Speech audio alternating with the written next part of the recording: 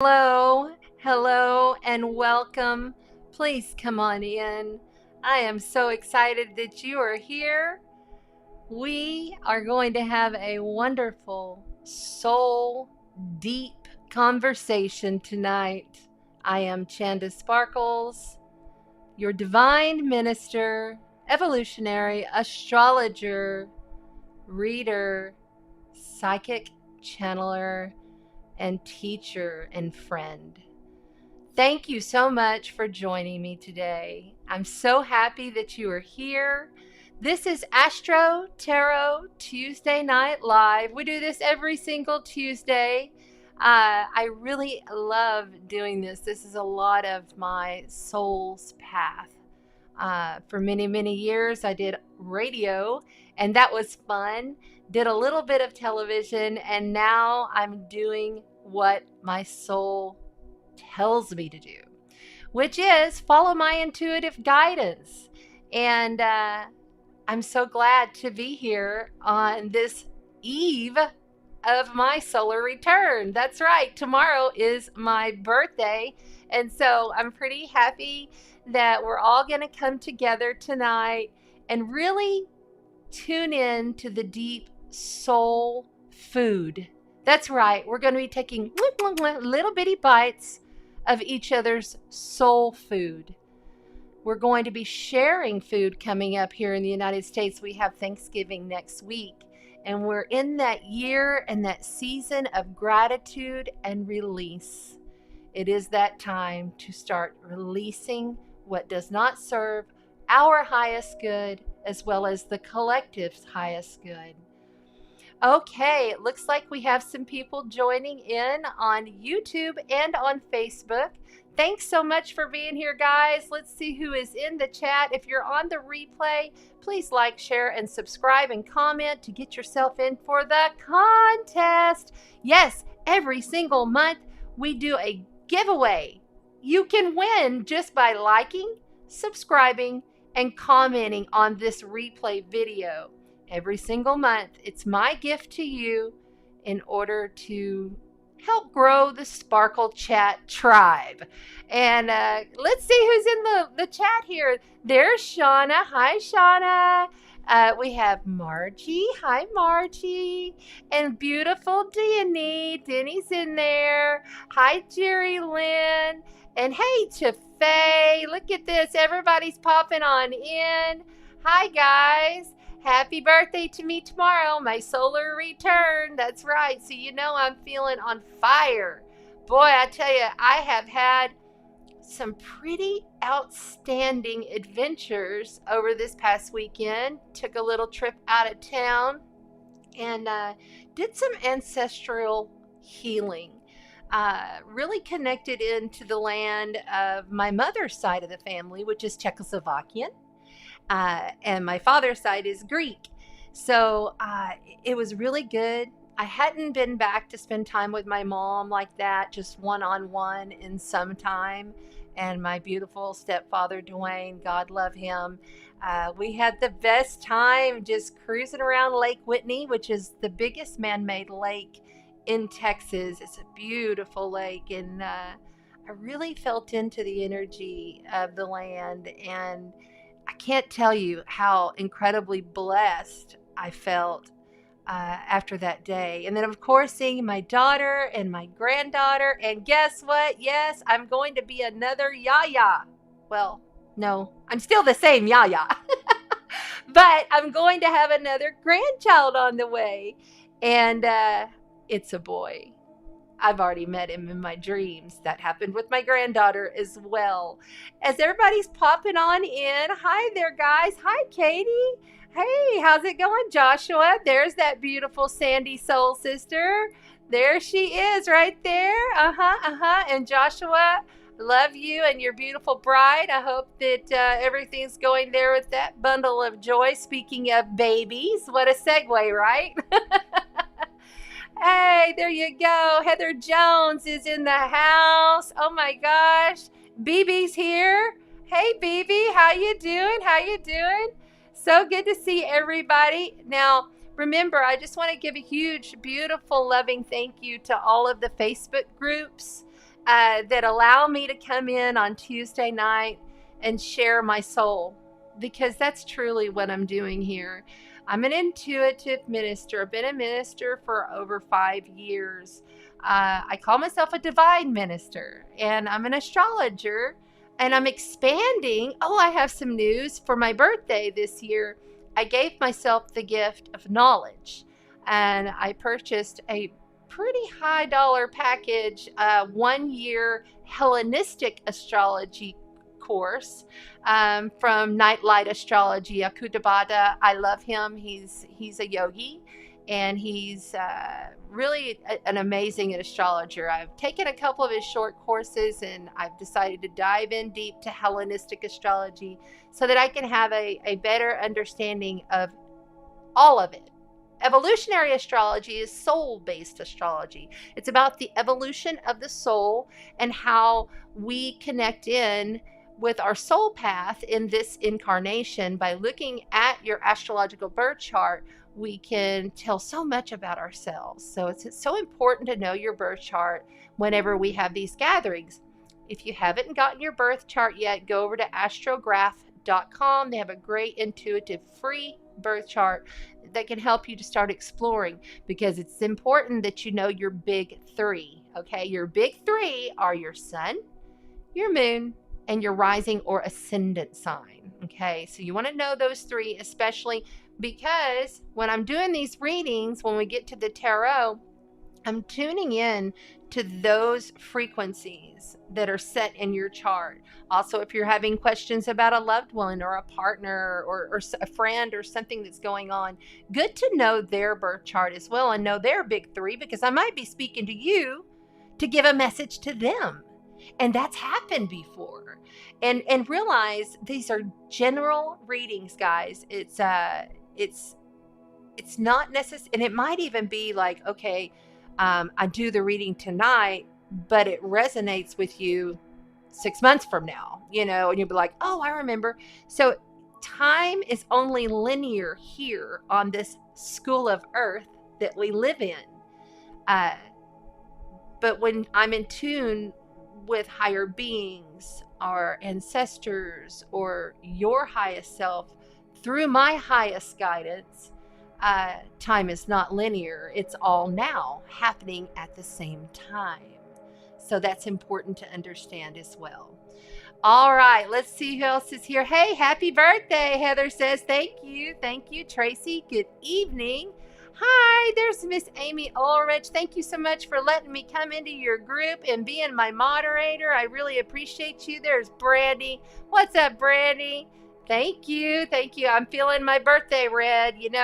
I'm Scorpio rising sun and Mars. Also have Black Moon Lilith there. So I love red. Red's my favorite color. In fact, I hired a guy to paint my front door red just recently for my birthday. So anyway, enough about me. Thank you guys for the birthday love. I really appreciate it. If anybody is in the Padre Island area and you're part of the Sparkle tribe, which you are, if you're here and you're watching, you're part of the Sparkle tribe.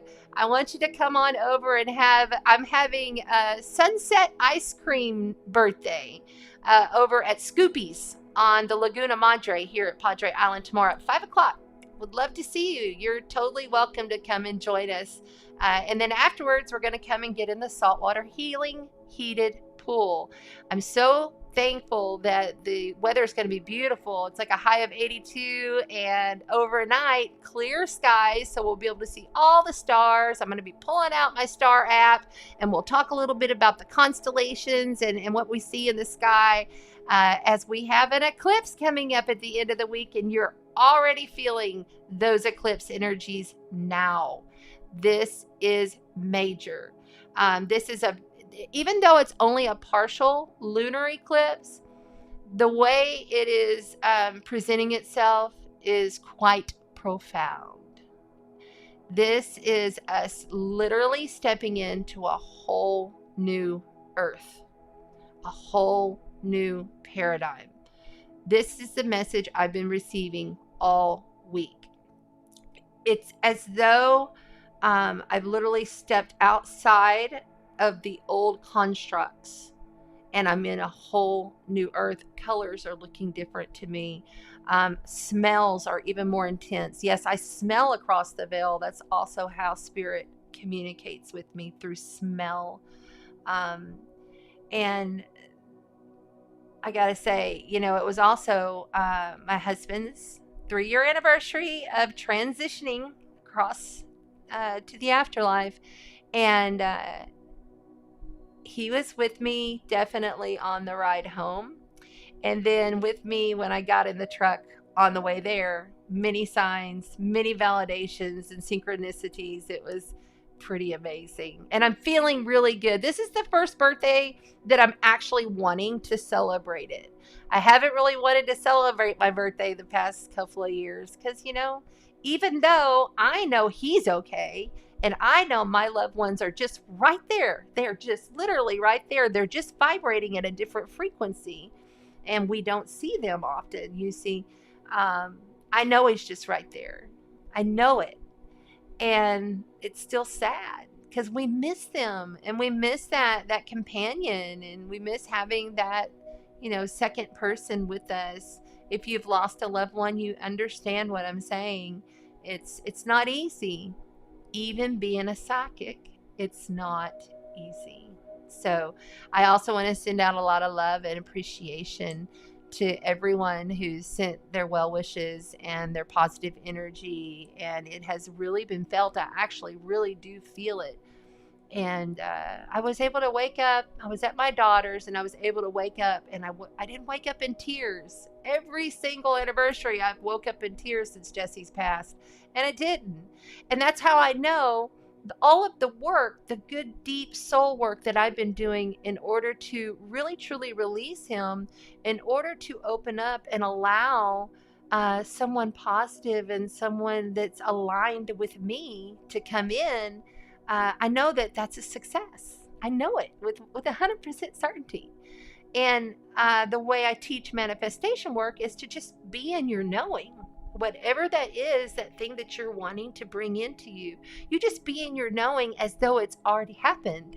Like, I have conversations with my highest self quite frequently, but I have conversations with my next soul partner. I know he's there. So I have conversations. And I just act as though oh, yeah, he's out there doing his thing. Yeah, he'll be here anytime. Oh, how exciting it'll be when he gets here. Oh my gosh, we're going to go to the beach and we're going to have so much fun. You know, just stuff like that. So you can do that with anything, by the way. And that's part of what I teach when I'm with clients. Speaking of clients, really taking it very slow with a lot of the current clients that I had, because I've had a lot of trauma clients come in, and trauma is on the rise, and that has a lot to do with this energy that we're walking into. If you're working on your spiritual self, you're literally, you know, taking care of yourself. You're giving yourself healthy foods. You're giving yourself plenty of water. You're making sure that if your body says to stop, that you stop and you actually take that time to rest. Really, truly, this time is a magical, beautiful time. It really is. But there's going to be all kinds of constructs happening outside of us around the world that don't look so wonderful. So let's go ahead, and I'm going to set that there for a minute. I want to go ahead and introduce the cards like I always do. Let's see who else is in here. Tracy, I'll be moving to the island. Ooh, you're moving off the island on that day. Well, Tracy, just really stay in your now moments. Like, don't let yourself get ahead of yourself. And really, things can get real frazzled. It's a very, you know, anxious time for many. Let's put it to you that way I want to get into these cards real quick. Now, Angelique! Oh, look at this. There she is. Look at her cute little frog face. Oh, bless you, darling. You're so sweet. You're so sweet. Oh, yeah. Jerry Lynn. Oh, there's Madness. I was wondering where he is. Everybody say thanks to Madness for being the moderator and keeping all the creepy crawlers up out of the chat. Now, if you are new, I am on 7 different platforms. So I see all of your chats coming in on one stream, and they all get mixed together. So I see Facebook and YouTube. There's quite a bit through there. And there's Christina Cars. You definitely want to stick around. All right. Hey, listen, let's go ahead and have a look at these cards really quick. Okay, so tonight, first we're going to introduce the cards, then we'll get straight into the tablet, and I'll show you what's going on with the Taurus Lunar Eclipse coming up on the 19th, just a couple of days from now. Tonight, though, because, you know, Sagittarius is about to step on in and take over. This is the last week of the Scorpio sun vibes. Now, we still have Mars and Mercury in Scorpio, so don't you worry. We'll still have some of those deep vibes going on. But tonight, I wanted to definitely play with my tarot of sexual magic cards. I only pull these out for sexual signs because Scorpio rules sex, death, transformation, rebirth, other people's money, taxes, you know. Those are the basics. So we're going to play with the sexual tarot tonight. We're also going to bring in the cosmic tarot because this has been vibing with me. I took this deck with me out of town, and it's just been vibing with me, so I'm going to stick with it. I'm getting a lot of really good messages, a lot of stuff coming through on these cards. We're also going to play with the Tarot of Dreams cards, because this is a very dreamy energy as Neptune, the ruler of Pisces, has now stationed, which means it's slowed down and it's getting ready to go direct, which intensifies our emotions. So we're going to pull in the fantasy mystics and the dream tarot. A lot of your dreams, I'm sure, are pretty fabulous right now. I know mine have been very vivid and lucid even. This is the Soul's Journey deck by James Von Prague. We'll pull those for oracle clarifications to close. And then also we'll play with the Divine Animals Oracle deck. Love this deck. Beautiful deck. So there we go. And I want to keep that Soul's Journey deck near. There we go. Now, first things first, I've got a winner announcement, and we're going to go ahead and do that right now. So we are playing for the Scorpio Sea Tarot. This is a full 78 card deck with the big full size book. This is a good prize, guys. And then, of course, because I'm a triple Scorpio and I'm weird like that, I had to throw in the skeleton seahorse. And he actually stands up. So he'll stand up on his little shell there.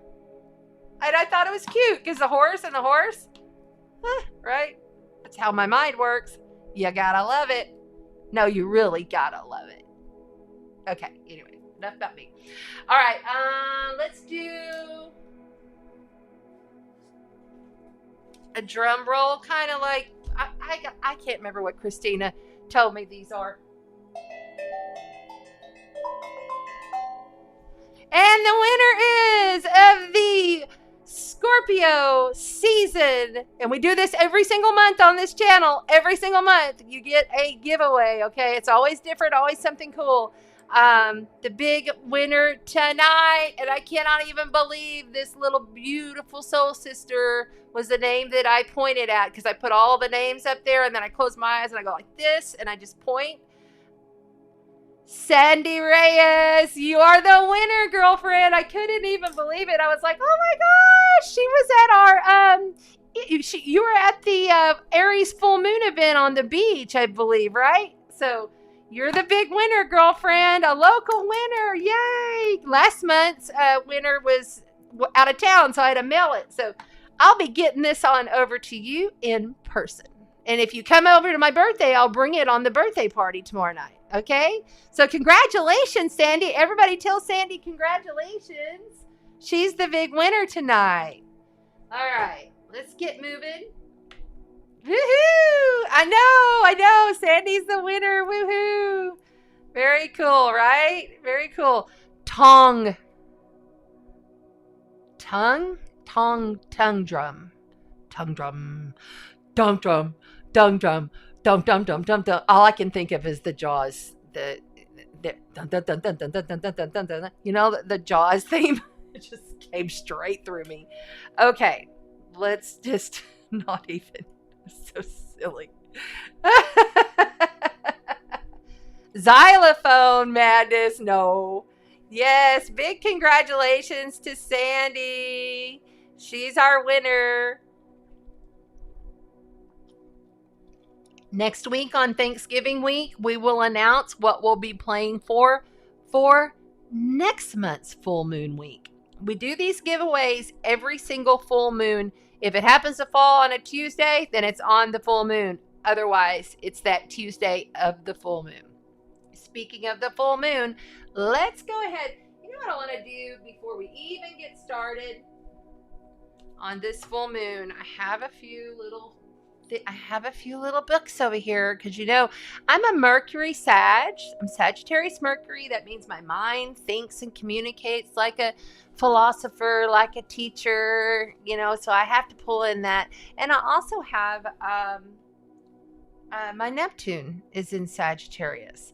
So I have that Sag vibe going, and it's at like 1 degree. So that's a strong degree if you're not familiar. Excuse me, that tea. Hold on.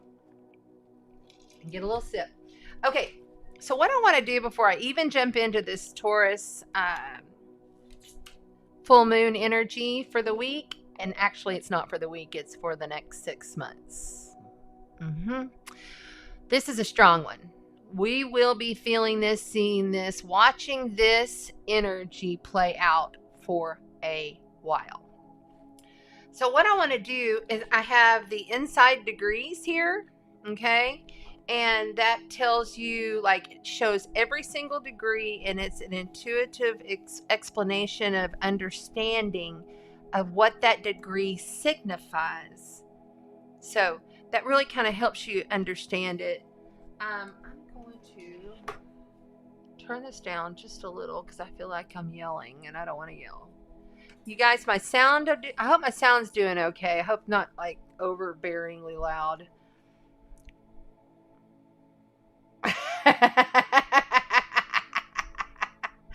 Oh, Christina Karst, I'm laughing at you. Hey, there's Dottie Helton all the way from Lake Whitney. Look at there.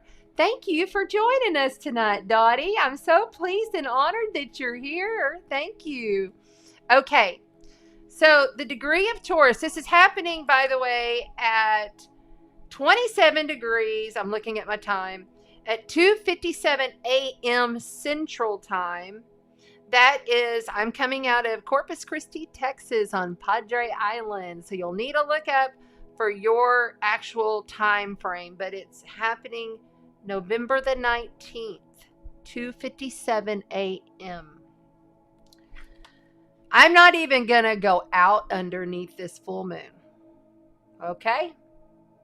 I will be working from the inside, and I will be working with the Galactic Federation of Light, my 144,000 light workers group, and our higher ascended beings on this one to really integrate this light that's coming through.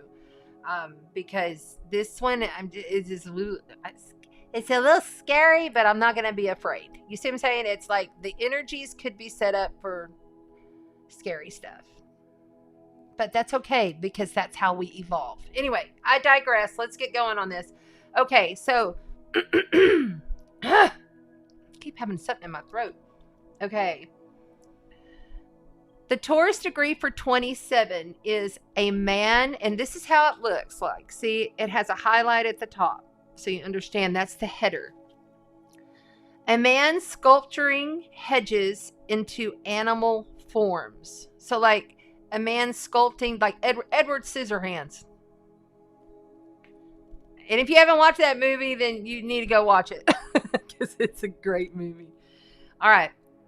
Making a great deal of something out of almost nothing is the mark of fantasy or uninhibited imagination. You prefer to be presented with the basic, simple, and ordinary things. Inside your soul, you turn these into what they originally were, releasing their primal power. When alchemy runs this close to the bone, it is astounding what it can do. Tackling long-standing knots and obstacles of every kind is sensed as nourishment and opportunity. A sacrificial incarnation can be best frame itself in fantasy and imagination, and thereby hug the edge between worlds perfectly. The edge between worlds. New Earth, Old Earth. The path here is to stay under while peeking over the top and play it as straight as can be, while coming from an irrepressible source that can come through this particular form with flying colors.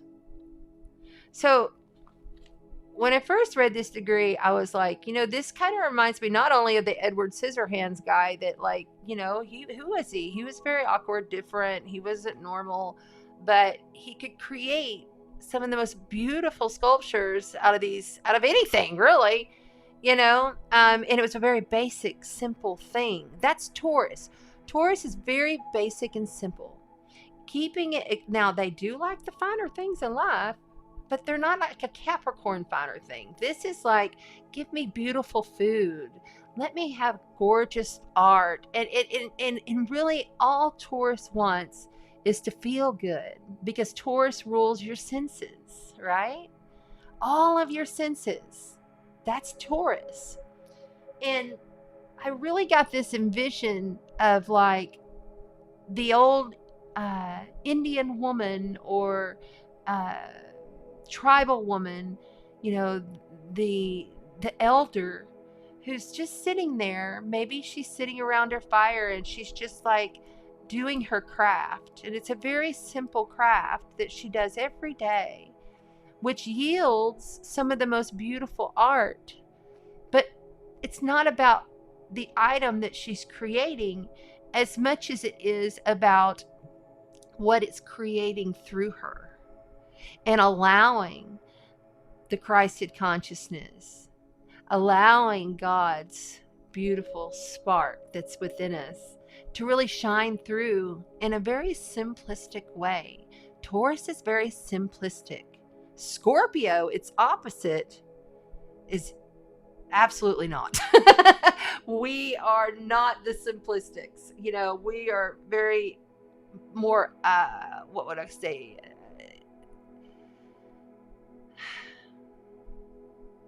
Extravagant and to the details and needing things to be just so. While Scorpio is just cool with, a bag of chips and watching a movie, not to say Scorpio's not, but it's just, this degree really speaks to me. Especially like when it says here, the optimal path here is to stay under the radar, kind of is what it's saying, while just peeking over the top, which is basically, here you want to really be careful, because we have a pretty heavy duty aspect going on with this fixed star. And I posted about that, and I speak about that in this video. We'll get to that. But I really wanted to just have y'all think about this degree.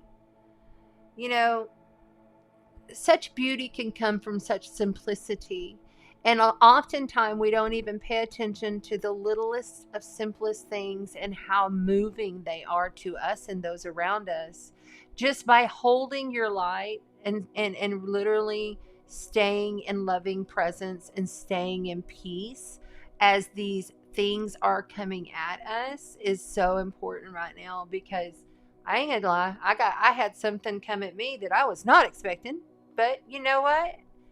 That's when the Scorpio boundary sets in and you say, you know what? I've had enough. I'm moving on, and it's okay. I leave with love. You see? something that comes at you unexpected, that you really don't feel comfortable with, that you really did not choose for that to happen. But then it shows you, because that's how creation is at play. We're all creators. We're all connected. And we're all creating as we go.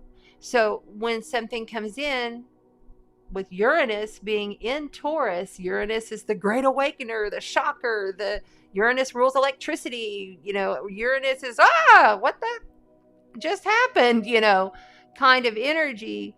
You're looking at, explosiveness, things that really can blow up if you allow them.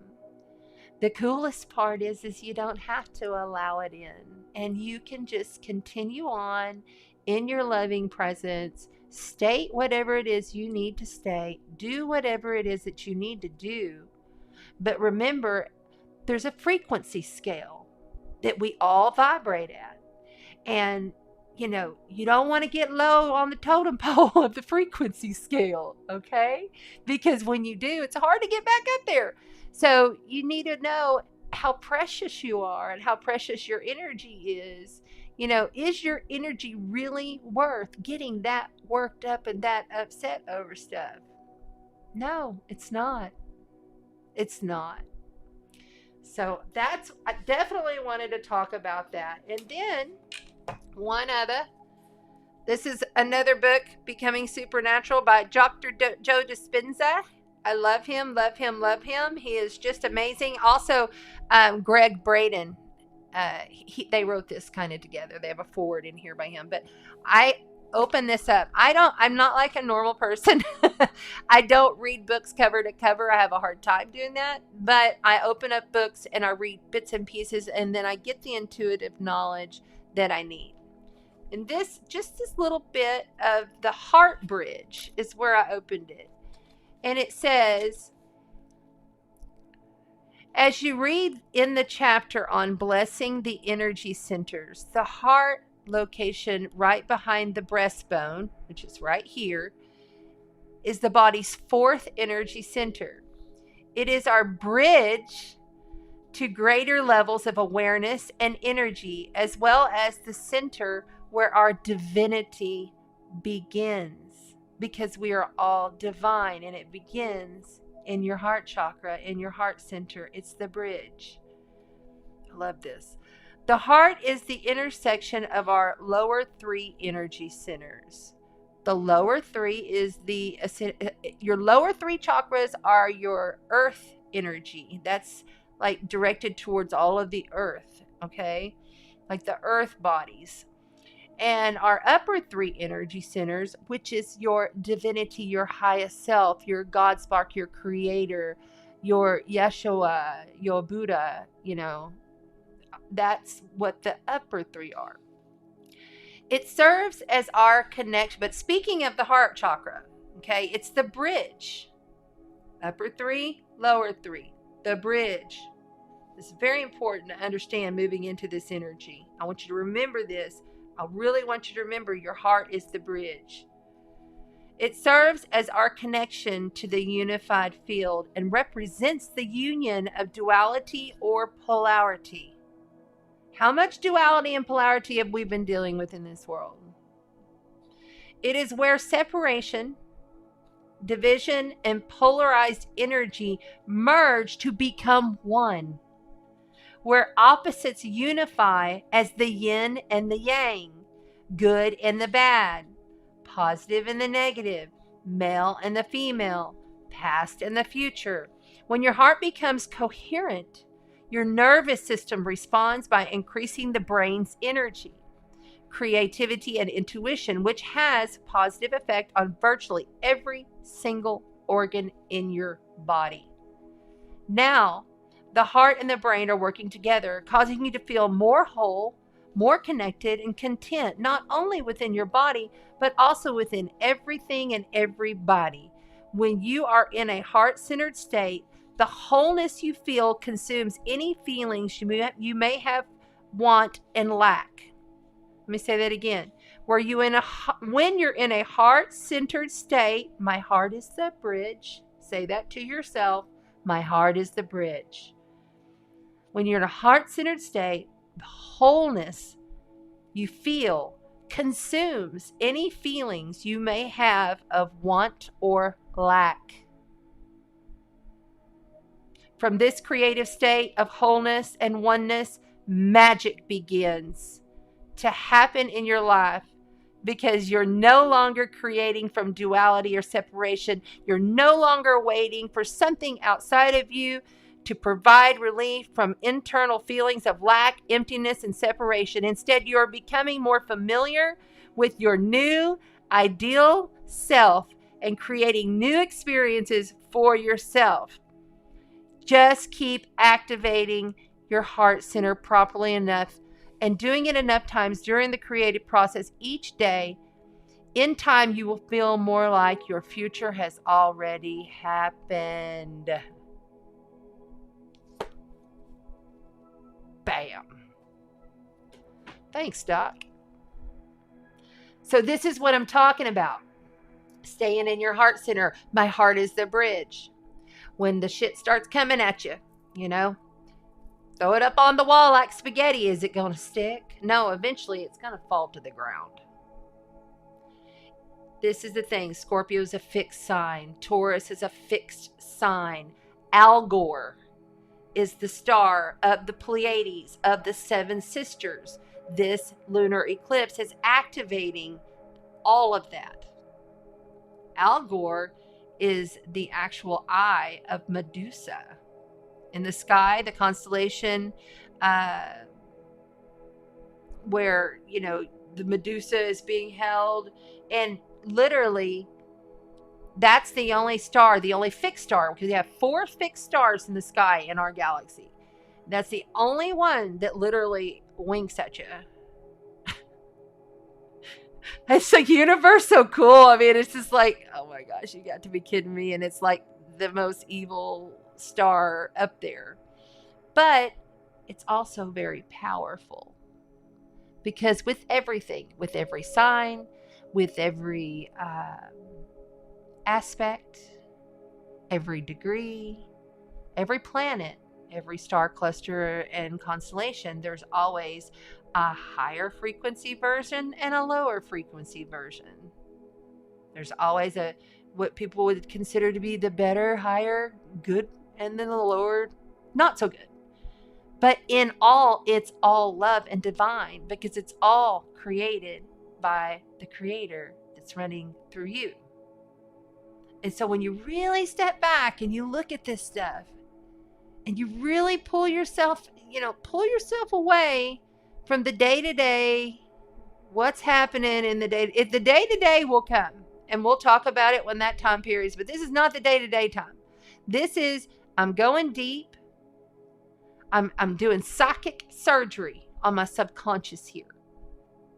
And by doing this, now, all of the stuff that you're looking for, all the stuff that you're pulling in and manifesting, all of the stuff that you need to release in order to pull in and manifest will show up for you.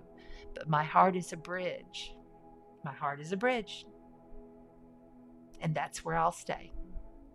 So let's look at this chart.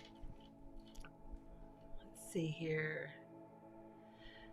TM Skipper 86. I am a Scorpio Sun, Rising, and Mars. I'm a triple Scorpio, and yeah. Let's see else. Who else is there? Look, Jerry Lynn, she's an air. And how about you? Look at this. I love it. See, you think I just don't look and see that y'all are all conversating. It's so cute. I have to jump in from time to time to check to see if I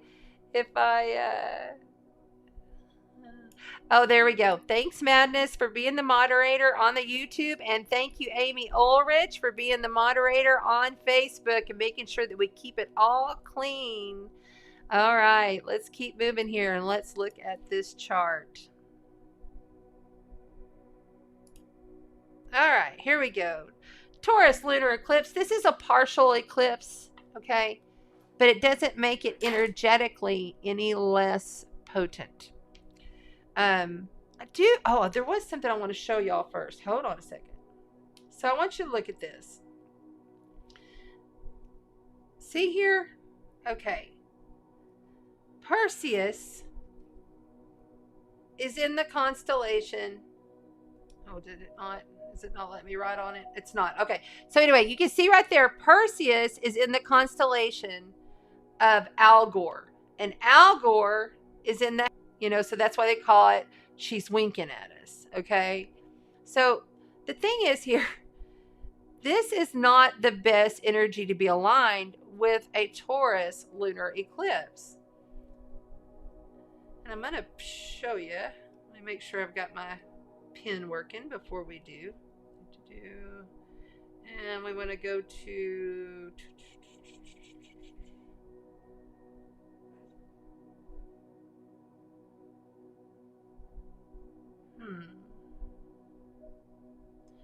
where did you go? Excuse me, y'all. I ain't most perfect with all this. Let's see here. I wanted to do it to my... I was trying to do something new. Shit. But it's not letting me. So we're not going to do that. We'll do it this way. There we go. I promise y'all, I've been studying. There's so much stuff that I can do with this software and how to do all this. It's going to really y'all are going to be like, wow, she's such a pro. Anyway, I digress. Okay, so let's start. There we go. So you have the moon over here, very close, by the way, I wanted to point out.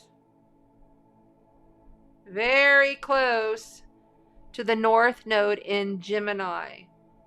South Node is in Sag. Those nodes are 19-month transit. They're about to switch on over and be South Node in Scorpio and North Node in Taurus. That's very important to remember as we move forward with this. But you have the moon here at 27 degrees Taurus, opposite of the sun in Scorpio at 27 degrees Taurus. But you have to realize here, we have this with Mercury and Mars all very close together. So this is like this is like all of our ego and our mental states and communications and everything, because you've got Uranus over here in Taurus still talking and sending energy to this moon, which is sending energy over here to all of this. On top of that, and then you have Pluto over here in Capricorn. Pluto rules Scorpio in square. Okay, so that's squaring. Squares are challenges. This tells me this is going to be a challenging energy. Then you have also, where's it at? Jupiter. See, Jupiter's at here at 24 degrees. And look, it's trining the moon. You consider it within like 3. Some astrologers say up to 9, but I say within 3 to 5 degrees. But it past 5 degrees, it's a little bit like wider, like the energy starts to lessen. So this can be a very expansive, huge energy of soul work, but it's also a deep transformation. This is going to be life-changing events.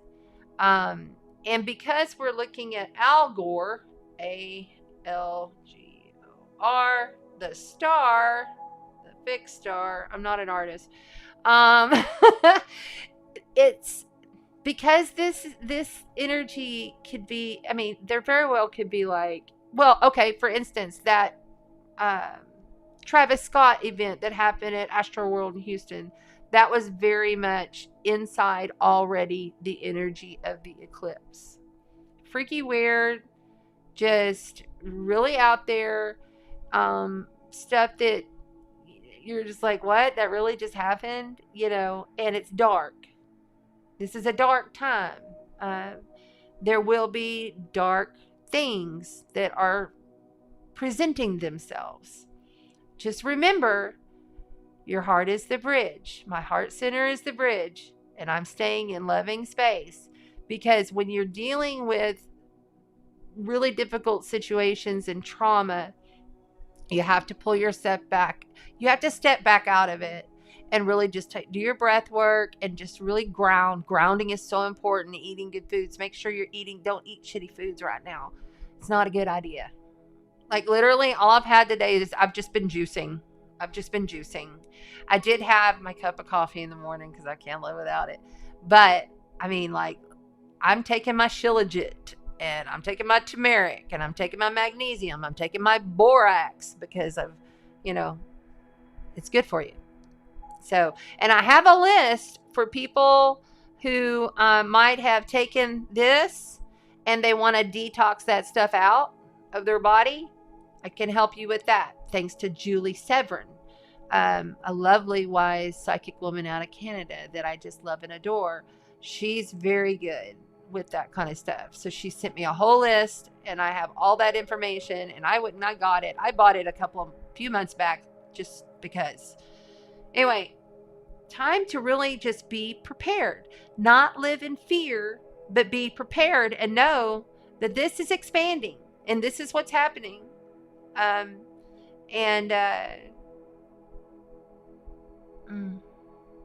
Just know that everything is for the highest good. This is soul work. We are literally doing deep, long, ancestral soul work. This is like taking every single lifetime we've ever had in our souls, like life, not Chanda, the flesh suit, but our soul, and taking all of those lifetimes of difficult tragedies, traumas, joys, happinesses, all of everything we've ever experienced, and it's coming in. Whenever I set meditation, it was this morning, yesterday. No, it was yesterday. I literally could feel like, okay, so normally when I see auras or I see things, people's auras are really big and they kind of fluctuate and they kind of move. Well, my aura always feels huge, but I'm always pushing it out, expanding it out, because I like to send out the love. And then also it's a huge, big protective bubble for myself, and I felt it coming in.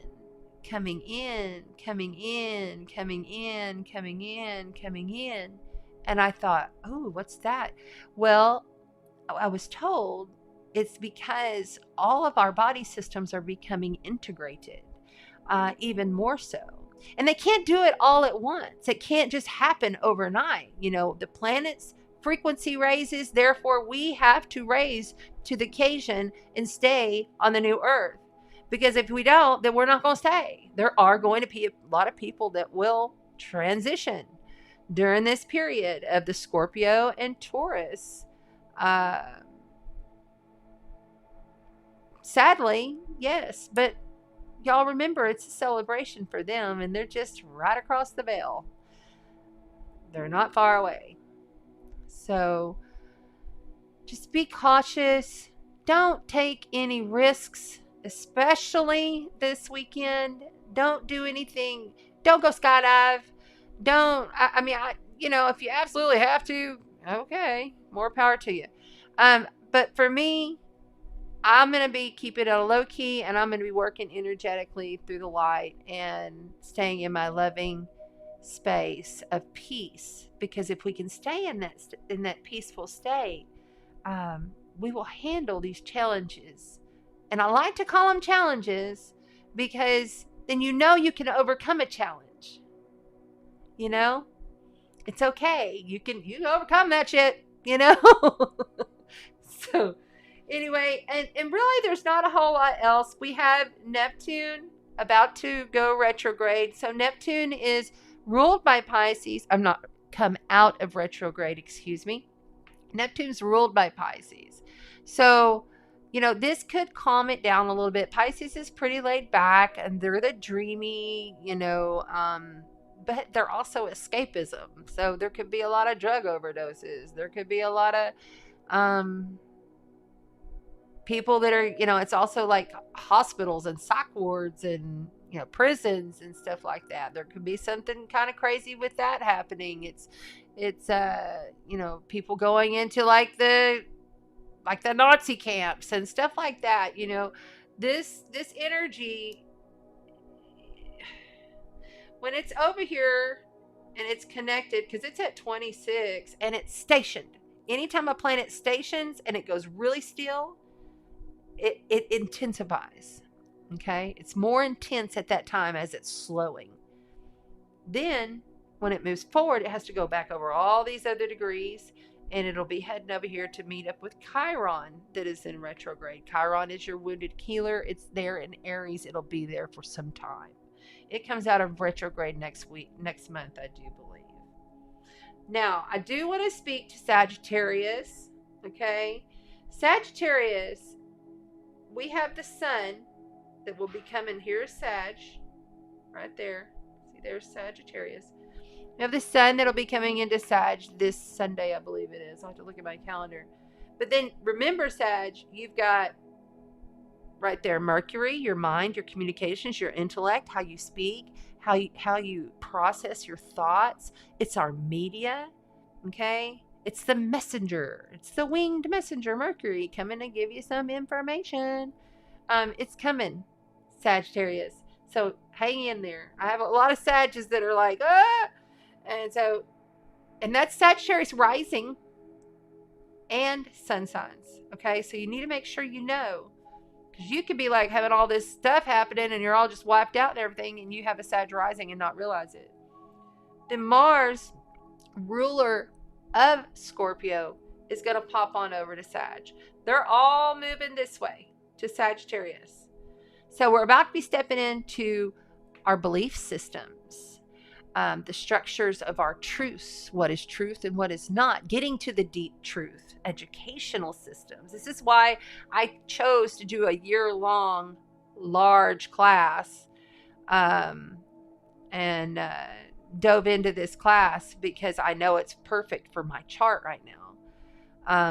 So, just realize that this is the tail end degrees. Anytime we get at the tail end degrees of a sign, it intensifies that sign. So, and you have to always be looking at both. You got to look at both.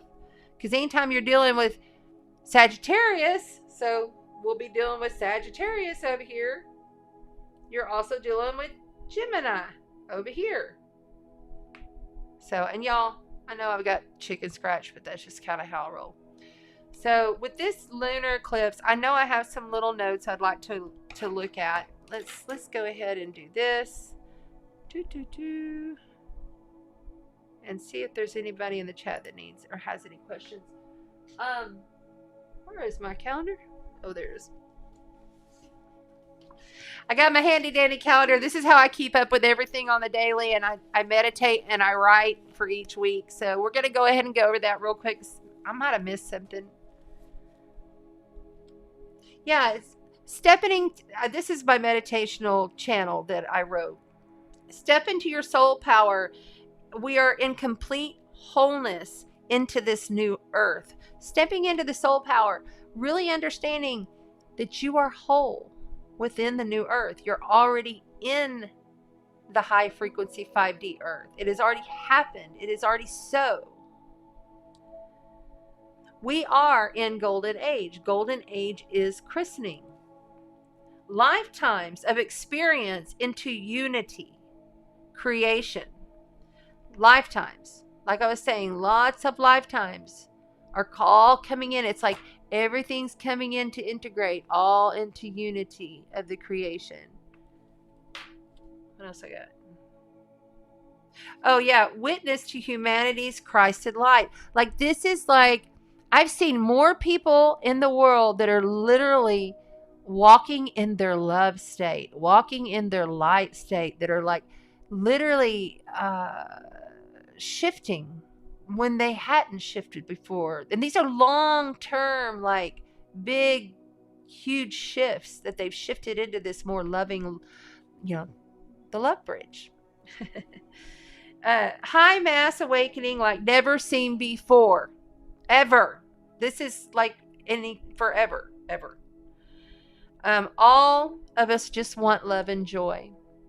Really, truly, that's all anybody wants. And I believe in humanity. I believe that that's what we really, truly want. And that's what we are here for. And because we all believe that, and we've been pushed to the brink and pushed and pushed and pushed, people want it so much more. And it's a beautiful thing to see humanity rising to want their happiness, to want to live in a love state, to want to live a good life, you know? The divine, and this is in big caps, this was it. The divine has already declared it so. And then I wrote this morning, Taurus is simplicity and Scorpio is complexity. That was the word I was looking for earlier and I couldn't think of it. Okay, for the week, we just had the Sun square Saturn yesterday, so we're pulling out of that. That was kind of, hard, difficult challenges, things. Saturn is your construct. Saturn is saying, no, you got to start over. You got to do it again. It's a block. Okay. And when the Scorpio is like blocked, we don't like it so much because we like to do what we want to do when we want to do it. But doesn't everybody? Come on, right? Anyway, then we have the moon in Aries. I'm an Aries moon, so I know this energy. The moon is moved into Taurus at 9:18 p.m. What time is it now? Oh no, hold on. This is Eastern time. Okay, so the moon is literally about to move into Aries at 8:18 p.m. Central, 9:18 p.m. Eastern. Tomorrow we will have the sun will be in sextile to Pluto. That is a really big opportunity for, because sextile is harmonious. Sextile is like when things flow well and things are coming in and you're getting stuff manifested, you're getting things done in your life. That could really just be big transformation happening for tomorrow into the next day. Now, I want to say tomorrow, a little caution, because Mars is going to be opposite Uranus exactly to the degree. Step with caution. This is also like you could hurt yourself. Like, watch your foot. Wear your good. Don't wear the spike heels tomorrow. No stilettos, ladies. Be careful where you're stepping, because this is like injury kind of energy. You could hurt yourself. This is when the old era ends and a new era begins. This is like where we're stepping into this, because Thursday, Mercury will be in trine to Neptune that is stationed to go direct. This right here, like, literally can be mind-blowing expansion, stuff that you just could never predict. Amazing. It can be very amazing. Stay in your loving state. Keep your vibration high. Don't pay attention to the horse shit that's going on around you that's like out there and it's and tsunami's coming and all that. Yeah, just don't even. If it comes, what you gonna do? Can you stop a tsunami? That's what I kind of think. Like, okay, if this comes, what can I do? Nothing. So I'm gonna live my life. I'm gonna be happy. I'm gonna keep my smile on my face. If it's our fate that the tsunami comes and wipes us out, then it is what it is, right? And then I have, of course, this in red. Right there. The new era begins. Very long lasting. Being inside of the Pleiades. This is a star system that has the 7 sisters that literally we get the Pleiadians guidance all of the time. Loving, beautiful beings that are here to help humanity. And Algol being there, of course, because you could look at like the Pleiadians as the light. And then you can look at Algol as like the dark, because everything has to have that duality. But the coolness is when you can bring both of those in and realize it's all one divine, beautiful creation. All of it. And then on Sunday, 8:34 p.m., the sun will arrive in Sagittarius, kicking off the end of the Gregorian calendar, stepping us into beautiful Christmas season, as well as, we have the winter solstice coming up. I'll have an event for that. Pay attention. Keep your eyes peeled on my page. That's happening on Sunday at the same time that the moon, literally within 1 hour, will also enter into Cancer. So we have the moon will be void of course that morning. We have some changes and some shifting and some challenging to do as we head into Monday. The moon is going to quincunx Saturn while it's in sextile to Uranus. Get your turkey early. Get your stuff together, because this stuff's going to shift. It's going to change. And then when it does shift and change, I just want you to say, I'm in my heart center. My heart is a bridge. Just allow it. Because if people are going to be assholes, or, some bad shit's going to go down, or this happens or that, ask yourself, is there anything I can do personally to change this? And if you can, then try, then do so. But if you can't, then move on. Move on. I'm moving up.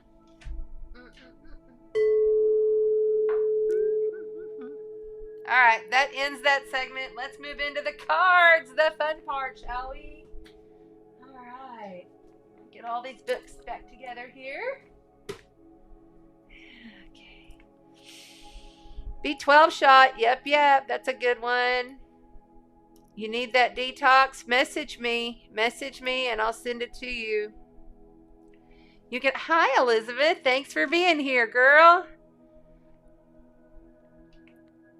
You're a Sag moon. Okay. All right. Sandy said she's a Sag moon.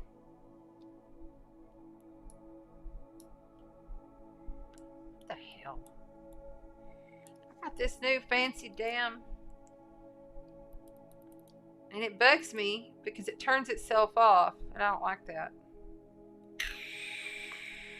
But it's powerful, y'all. It's like, whoa. Okay. Sorry. All right. What was the question? What can we do for ourselves during the eclipse? Stay spiritual. Take care of yourself. Salt bath. Ground.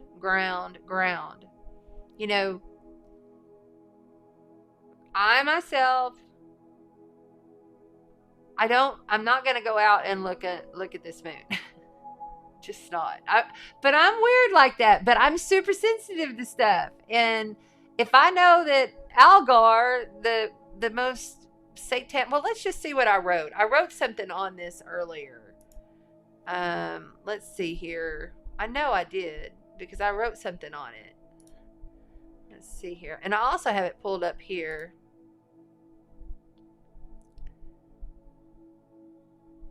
Okay, of course, by looking at it, Algol isn't any scarier than any other star, but its association in sky lore with the mythical scary monster Gorgon Medusa, who had snakes instead of hair. Y'all remember, from Clash of the Titans and the Greek mythology, she had snake hair.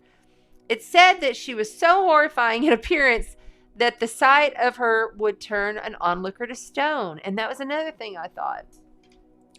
A lot of Scorpio characteristics are our eyes. You can look into someone's eyes. And Scorpio's got some of the most piercing eyes of any people I've ever read or met. Because they got that stone cold stare. They can be the most loving, most beautiful people around. Or they can be really, difficult. Because we don't put up with no bullshit. We'll put up with it for as long as we can put up with it. But then at some point, we literally rule boundaries. We're the only sign that rules boundaries. So we know when to cut the boundaries. The star Algol takes its name from the Arabic word meaning the demon's head. This star is said to depict the terrifying snake head of the Medusa monster. And I had it here. Where is it at?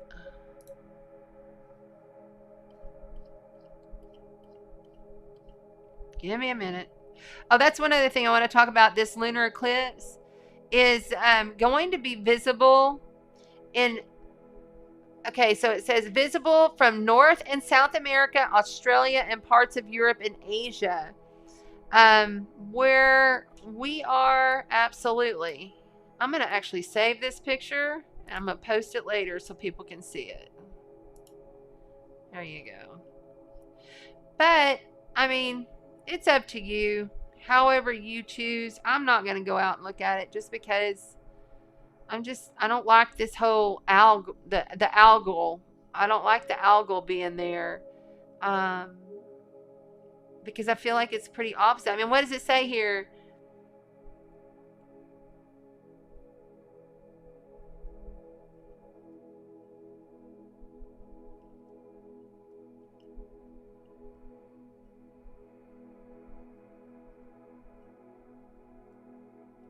It causes misfortune, violence, decapitation, hanging, electrocution, gang violence, and gives a dogged and violent nature that causes death to the native or others. It is the most evil star in the heavens. With that said, if you're highly spiritual, it's going to be shooting out these highly spiritual rays that are actually coming from it, that will assist humanity to receive these and reach a higher spiritual development. So Reiki healers, astrologers, frequency masters, yogis, all of the spiritual people that literally this is their life. This is what they work on every single day because it's their lifestyle. It's the most important thing to them is their spirituality. Those people are going to ascend even higher. I will predict that over this next year, especially within this next 6 months period, that we will have more people coming out with higher intuitive abilities and different types of seers. There's going to be so many more people that are like me. And I'm so happy because I've been this way for so long and it felt like I was the only one for a long time. It took a long time to get to this point where I could even be brave enough to sit here on this YouTube and Facebook and talk about it. I just did it privately with clients and did my stuff privately while I had my regular job. Now, don't get me wrong. On my radio morning show gigs, I always pulled my astrology in there and made them at least let me talk about the moons a little bit. So anyway, this is right. Okay. I just,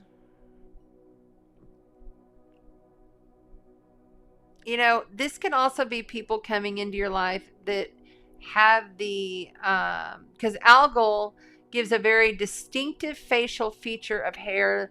They may be a striking beard or glorious long hair. Their teeth, their nose, their ears may stand out in some way, either extremely beautiful, large, or even deformed. So we have this whole new energetic signature. Don't just look at that as just a person. It's an energetic signature of strength and beauty, but through darkness, okay? It literally can be the molding of the dark and the light into the divine, through the divine self, is the way I'm seeing it. So, I just want to be real clear that I'm not putting any stones out underneath this eclipse. I'm not charging any of my water. I make the sprays and stuff. I'm not doing any of that during this, but you do whatever you choose to do. I'm not going to tell you what to do, but that's what I'm doing. Okay. Let's get on with it. Let's do the cards. Thank you, everybody. Maggie Thomas, yes, yikes, exactly.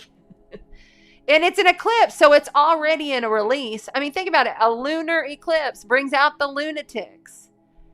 I'm hearing a song. What is it? I am your lunatic. What's the lunatic song by Billy Joel? They're sending that to me right now.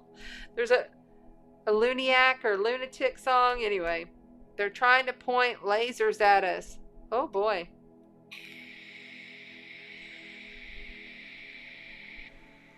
Everybody, make sure that if you have questions, wait until the last element. What we're doing now is we're going to do the tarot readings for the elements. This is all done through divine light. I am a light worker. This is not done with any kind of sinister. I pay high mad props respect to this ancient art of astrology that was given to us through the Creator's love. You know? I mean, I'm gonna put it out there. Okay. So I had this thing happen this week where I was told, asked, and this has happened before, it's nothing new. Because of religious reasons, because I'm not religious, y'all. I'm a minister, but I'm not religious. I know and respect a bunch of different religions. I know a little bit, so I can relate to pretty much all of them. But I'm a spiritual person, and I believe that the God spark lives within me. And I command and demand, as per Julie Severin says, I command and demand my body to heal. I command and demand things into my life through intention.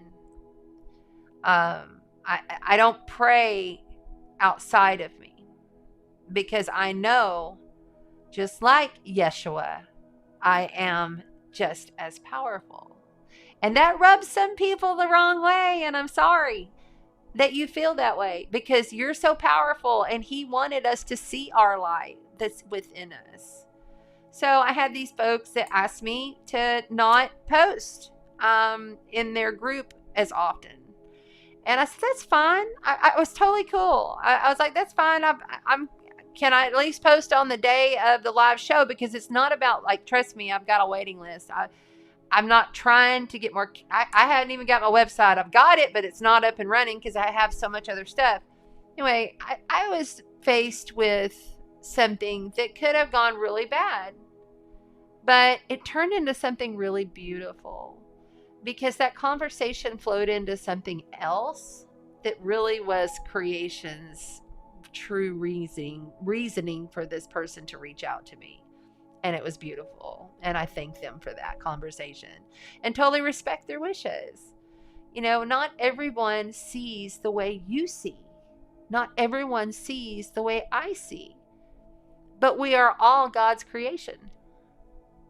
So I respect everyone's, opinions. And I just want to give love to people. But I also know my boundaries. And I know what I will and what I won't put up with as I evolve my soul. And I do my soul work finally. After all these years, I'm finally doing what I was meant to do. And I'm expanding on it because I'm taking a year-long class. I can't wait. It's so exciting. It started on Saturday, but I have to do the catch-up videos, and I'm kind of halfway through that. So let's get started on the cards, because we are moving into Sagittarius season this week. Happy solar return, Sagittarius. You are going to have the sun shining on you. You're going to feel so good and adventurous. We're going to start with the fire signs tonight. Who's got fire in their chart? Sun, moon, or rising? Who's got it? Tell me. Who's got fire in the chart?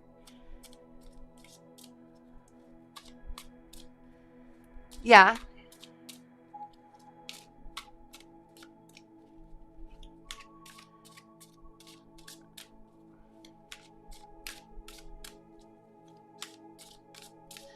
We always go with where the sun's at to begin for the first week. We'll do Earth next time. I see you there, Katie. Sun's moving into fire.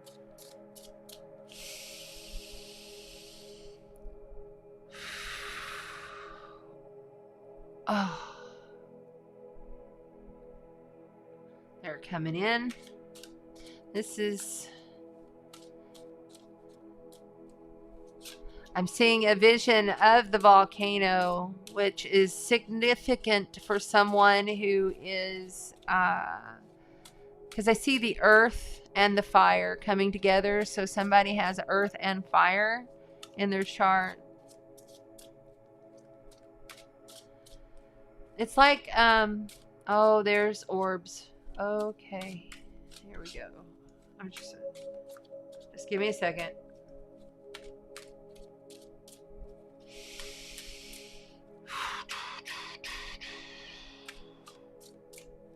Fire. Aries, the warrior. Keep trucking. You're doing great. You're shifting. You're moving. Neptune is waking up and going forward in your 12th house. This is going to shift and clear and continue on the path that you've been working on your spiritual life. Everything that you believe in and how you process your spirituality is changing and it's coming. This card wants to speak. As I'm speaking to Aries, I have the Knight of Swords that just popped for you, Aries. The Knight of Swords is a messenger. It's a fast incoming message. Could be a text or some kind of a communication, and I'm hearing it's because of something to do with your work, some kind of new opportunity or job coming in there. All right, so Sagittarius, Aries, who am I missing? Leo. I can't forget Leo, and cards are really popping here. And for Leo, huge, massive endings, major arcana, the World. We have the World card here. Massive endings. So the World card is all of the fixed energy. You have the water for Scorpio, the fire for Leo, the clouds for Aquarius, and then, of course, the earth for Taurus. The earth energy is all about completion. This is the last major arcana in the tarot deck. This is endings coming full circle. Out of this world, full circle. All right, I've never done it like this. I don't know why they're doing this, but for some reason, everybody needs to know that there's going to be balance and justice with major life event, major arcana card, the Justice.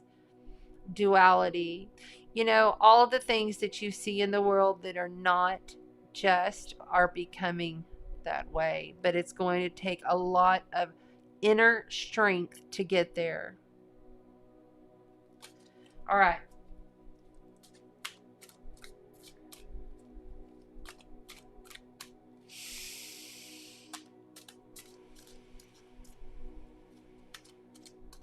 There.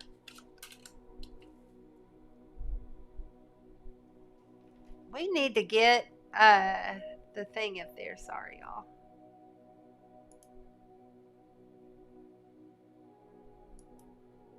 There we go.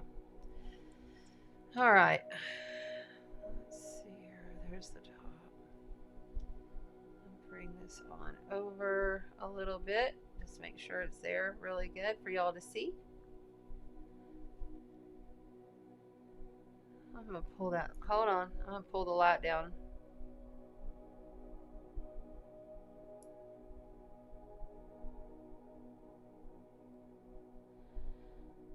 Okay. There we go. Okay. So we have the 10 of coins. Cha-ching for the fire sign. This is, the coins are earth energy, okay? This is tangible things that you create, that you manifest. And to have the 10 of coins is an awesome card to begin with for you fire signs. This is money, wealth, abundance, new work projects, stuff just landing in your lap. This is you manifesting everything you need in order to live your life. It's complete abundance. It can even be abundance in family, friends, But it really is all about that money coming in. So that's pretty good. I like that. Messages I'm hearing. There'll be more messages. Messages is a big, and I'm starting to get tingles, so I'll start itching. I ain't got no cooties. It's just when I channel, the tingles come in. I hear you in the replay. We are just beginning and we're starting on fire signs. Thank you in the replay. Please like and subscribe and comment in order to get in on the contest.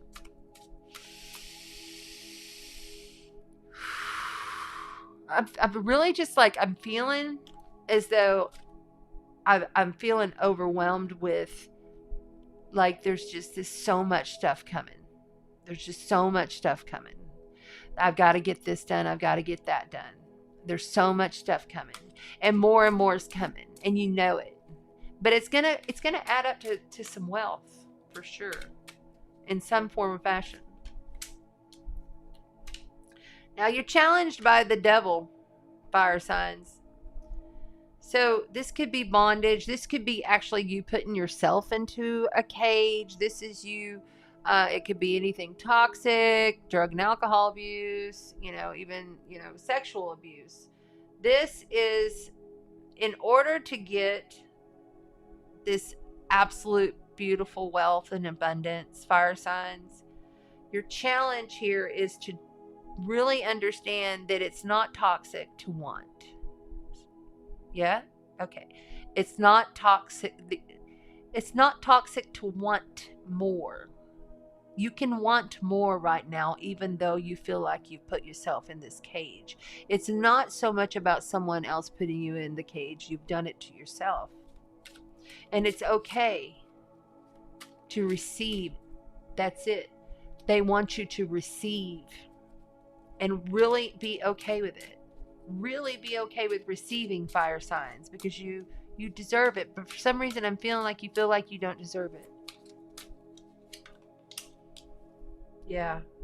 So we have the 5 of Cups, sadness here for the fire signs. There's been a great amount of grief. There's a lot that you've had to get past. There's a lot that you're having to go through. But you need to remember that there are still people there. There are still processes of events and creations and things that you can do to pull yourself up out of the frequency, because the wealth is there. It's being offered. The abundance is there. But if you're caging yourself inside of your sadness and not seeing the growth and the abundance that's there for you, you'll just continue on that loop.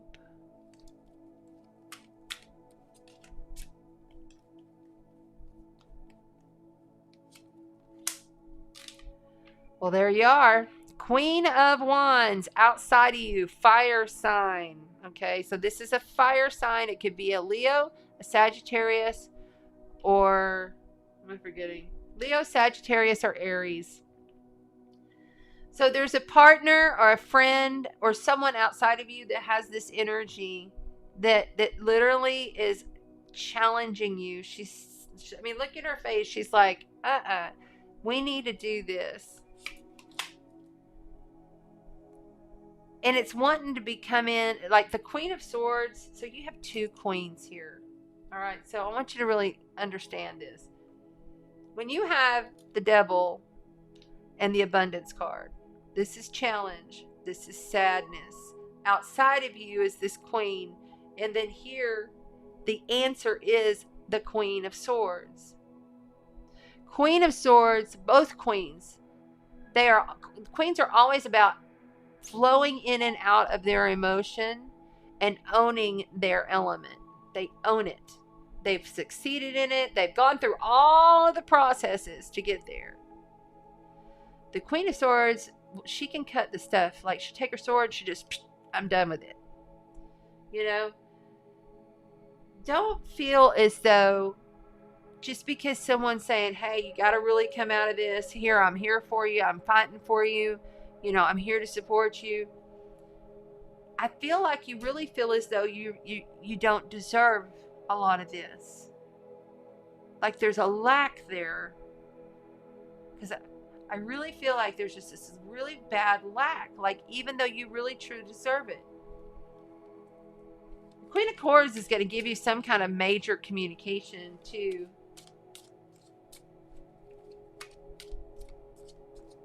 What's the answer?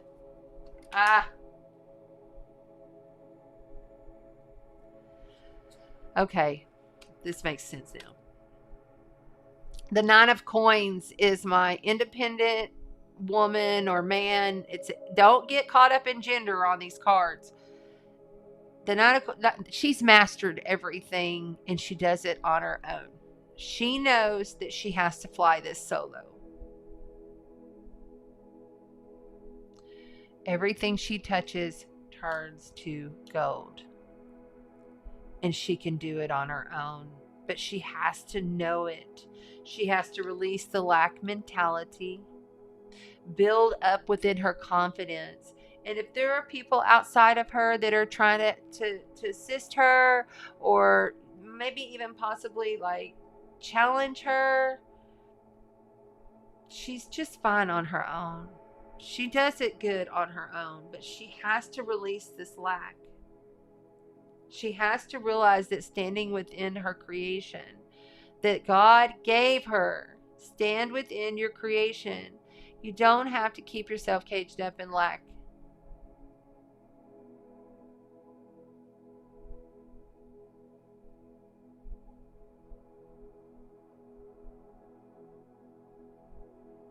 I'm just like seeing someone just sitting in their room bawling, like crying.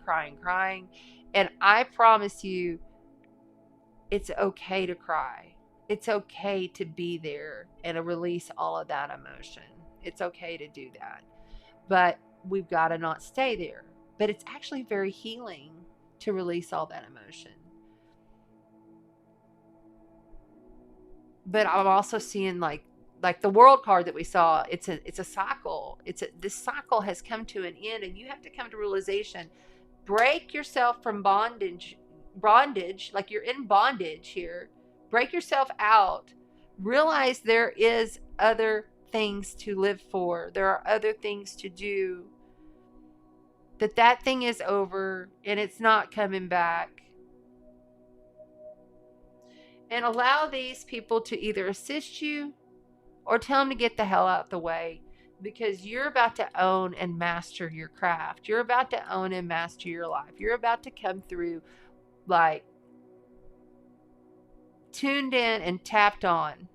And that like what somebody, I think that was like Abraham Hicks. I used to watch that years ago. Tuned in and tapped on. And look, oh my God. So you have major life event special card. In this tarot deck, they have these special cards, which you've got one. There's only 2 of them in all of the cards. You got the Palace of Wands. This is beauty. This is home. This is fantasy. This is everything. Oh my gosh. This is total abundance. So you have these 2 cards right here, fire sign. These are the ones that we're going to focus on. Okay? You may have to go this alone. And when you do, you're going to be so... Just keep working on it. Keep working on it. Keep working on it. Keep working on it. And if you have to cry it out in your room, cry it out. That's pretty cool. All right, let's grab you, because I really feel like you need a Soul's Journey card for that. Oh, yeah, heavy. It's a heavy feeling. Heavy, heavy.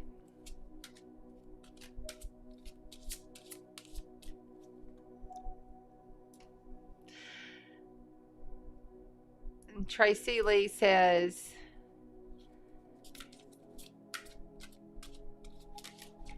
you're enough. I'm sure you do get challenged on the daily, girl.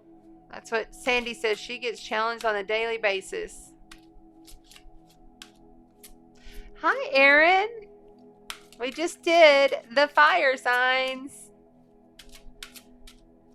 You'll have to replay on the, if you missed it. You can back it up. All right, fire energy, Soul's Journey card. surrender.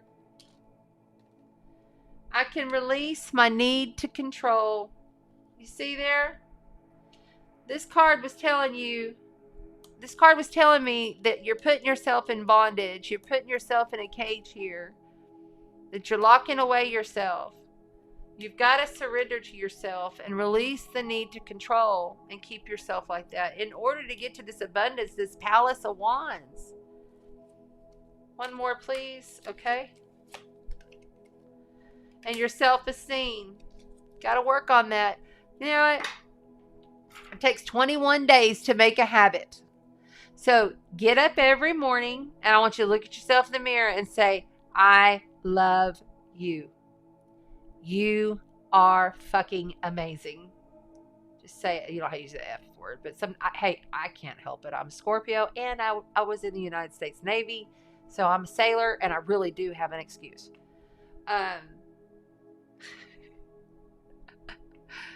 Self-esteem. No matter what you look like. No matter how your butt is or how things might not be absolutely perfect or whatever it is, you still got to look at yourself every morning in the mirror and I want you to say, I love you. You are beautiful.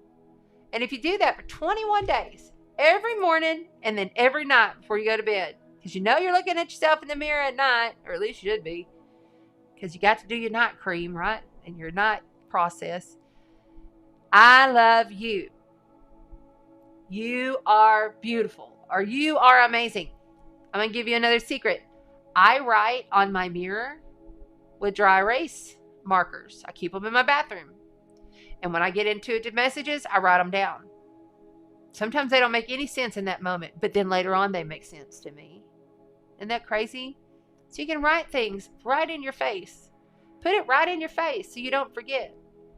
Set your alarm if you need to. If you got a million things going, set your alarm. You can say, Chanda said at 9 o'clock every night for me to do this, and then it'll set your alarm. It'll tell you to do it. No excuses. That's kind of how I've been with my son lately. They said, yeah, that's right. Look, the fire signs, y'all just got to realize that there's so much good there for you. There's so much. So good. But you're blocking it. You're blocking, and my head's really tingling on that.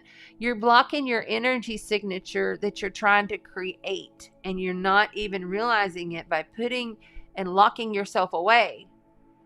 Don't lock yourself away. And don't let anybody lock you away. And now I'm seeing a prison. So even people in prison are not, it can be free. You know, they can free themselves through their spirituality, through their heart space. They can, how they're perceiving it, even though it may be very challenging and very difficult. And trust me, I know, I've had up close and personal experience with that. Okay, yes. So when I was in the Navy, I went to the brig. And it was not I didn't do anything really major bad. It's just I had called in sick and I didn't show up for work. So basically I was AWOL. I was only 19, you know? And they threw my ass in the brig for 2 weeks. I was in lockup. I was like, damn. So don't keep yourself in lockup. This might be hitting somebody else that's been locked up. And if you have, and you've got your freedom now, you've got to step out of the cage. Because this is another thing, transitioning. A lot of people are trying to transition from one state to another right now. And when you're transitioning, it's never easy, but you have to keep pushing. You got to keep trying. You can't just lay down and give up. You got to keep going, even through the grief. Even through the grief. I don't like... Stop it. I don't want to get no frown lines. Okay. Let's keep moving. Guess what? We're going to Earth next. And because it is the Taurus Lunar Eclipse in Earth, guess what? We're going to go with the sexual tarot for you sensual, sexual, beautiful Tauruses who's got Uranus and a lunar eclipse. One of the first mini eclipses happening in Taurus and Scorpio. It's been many years. It's been almost 7 years since we had the eclipses coming in on the axis of Scorpio and Taurus. And this is the first one to kick off all of the, there are going to be lots of them happening over the next 19 months. Big changes coming for the fixed signs. Hold on to your britches. Leo and Aquarius getting activated by all of these in a square. So the fixed signs are going to have it the most challenging, the most difficult, the most evolutionary, the most expansion is going to happen within the fixed sign area over the next 19 months. Starting when this moves in, the mean node, which is like the average node, moves in because the nodes kind of go back and forth. They kind of float around. They're not always stuck in the same place, But the mean node is going to pop on in there on Christmas Eve. But the actual true node won't pop in there until mid-January. But we're already feeling the energies, and that wanted to pop. Look at there. We got the Queen of Wands wanting to pop here for Taurus. Looks like some little hot fire signs coming after you. Some big, okay. They said big fire sign. Taurus. All right.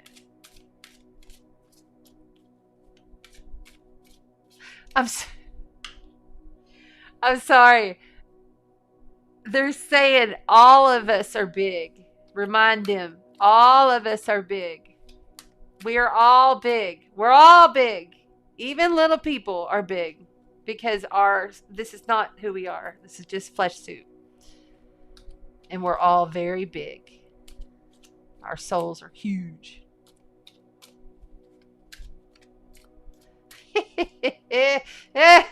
Oh, hi, Fred from Albania with the big love. Thank you, Fred. I'm so glad you're here. Look at Fred from Albania. You are now officially part of the Sparkle Chat tribe. Thank you for being here. We're on 7 platforms. So everybody that's popping in, I'm just going to kind of look. But when I get going into the channel, I can't always pay attention. But I'm glad that oh, there's Tracy. Hi, Tracy. Thank you for being here. Hi, Joseph. Yes. Okay. Jake. Joshua. Yes. Whew. Oh, man. I'm really tingling and they're really poking at me. Hold on.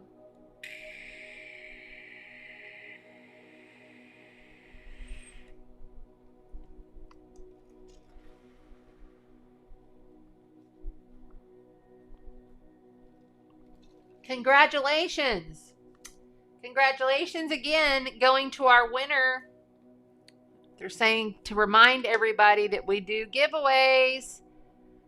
The giveaway this month was the Scorpio Sea Tarot full book gift set, full tarot, and this little skeleton seahorse. Congratulations to Sandy. All you have to do is like and subscribe and then comment on the replay. It has to be on the replay in order for me, because that's how I go and I calculate everybody's names and I write them all down every full moon. Next week on Tuesday, because we do this every Tuesday night, next week on Tuesday, we will announce the next gift set. And there's always a nice gift set. I do crystals, rocks, and some of my 5G sprays. I've got some more of those that I've been working on. So lots of things that we'll be throwing in there, and jewelry and books and stuff like that. So it's totally free to enter. You just have to like, subscribe, and share. Oh, by the way, if you share, you get an extra name. So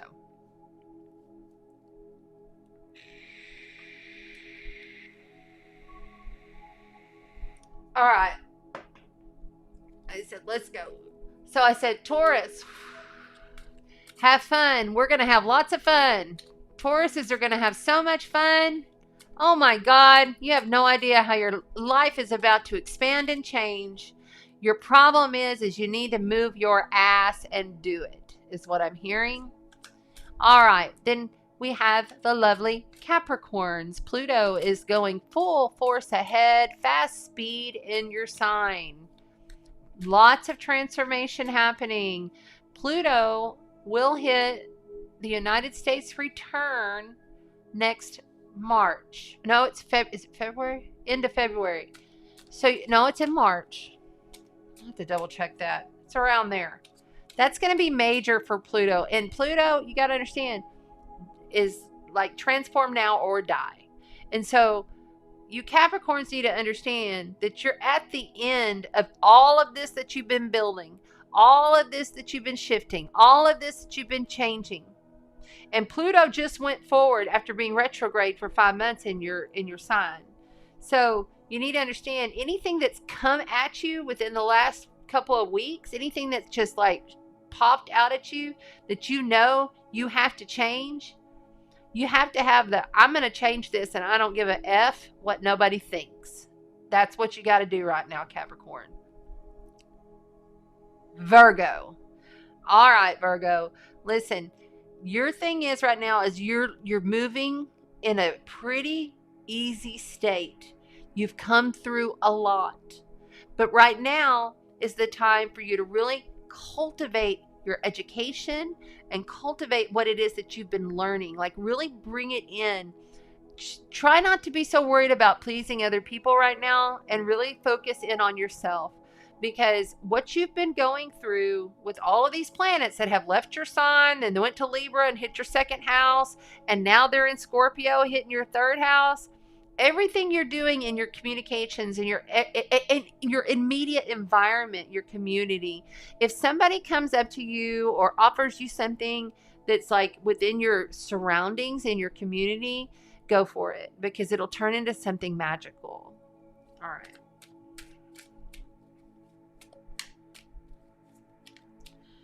I'm smelling gold.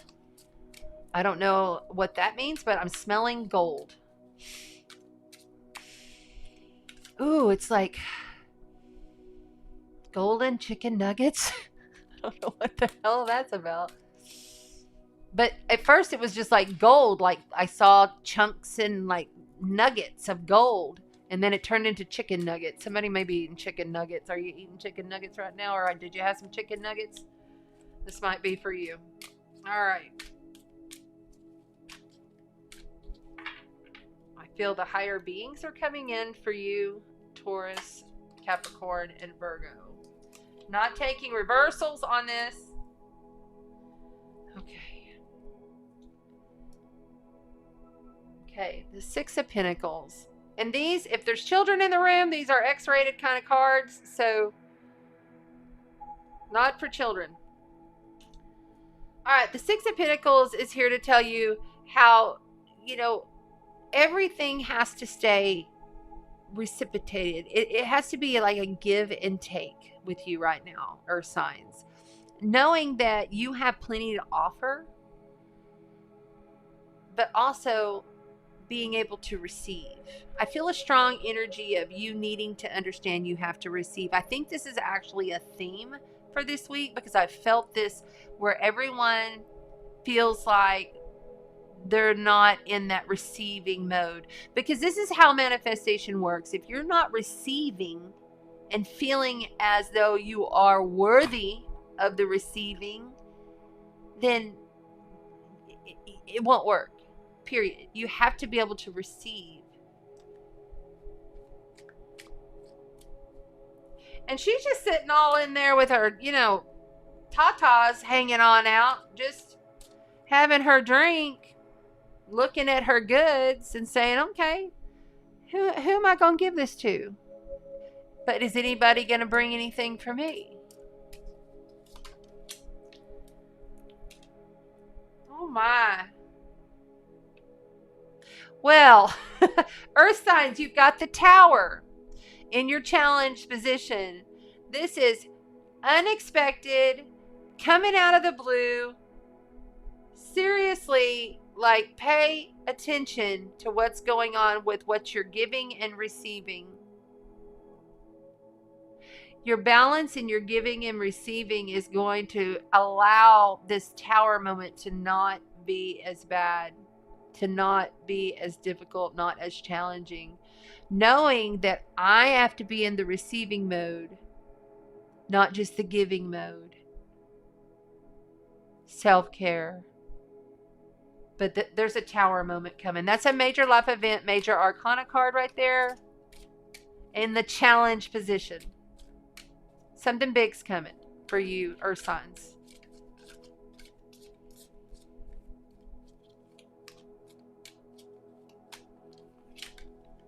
Then we have the Knight of Cups. The Knight of Cups is a love offer. It's basically someone's going to come in and offer you something in a loving manner, but I'm not feeling as though this offer will be a lasting offer. It's not a genuine offer, okay? This is smoke and mirrors bullshit right here, whatever this offer is. And I don't always feel that, but that's not the goodest. No, ain't going there. Someone outside of you has got a lot of love for you. You have major life event, major arcana, the Sun here. Someone adores you. Someone is just doting over you. Someone wants to do everything for you. Someone really is borderline codependent to freaking give to you. But you're blocking yourself and not allowing the receiving to come in. It's because you're afraid. You have fear that if you are to pull yourself into this receiving mode, this tower moment's going to come in and it's just going to knock you off your feet. And you won't be able, you have to realize that in order to shift in and out of this, you have to be able to receive. But there's a smoke and mirrors warning here that I keep seeing. Smoke and mirrors, smoke and mirrors. There's something here that is not on the up and up that has to do with this situation. But there is a genuine love. This is the best card that you can get in the whole deck there. It's like falling stars times 10 right there. And you might be looking at falling stars. Okay, what do we get here? Holy moly. You got you got 3 major life event, major arcana cards here. That's big, okay? This is the last card, the World. It's fixed. It's done. It's finished. Finito. Cycle ending. Basically, she's come to the best orgasm that she could possibly have at this point. What other smoke and mirrors love offer can you give me? I'm already there. You know what I'm saying? And I'm feeling sexual. Holy moly, these cards. Okay. I get embarrassed. Okay. So, just know that there's somebody there, but you need to be on the receiving mode. You need to be on the receiving mode. All right? Do you understand what I'm trying to say here?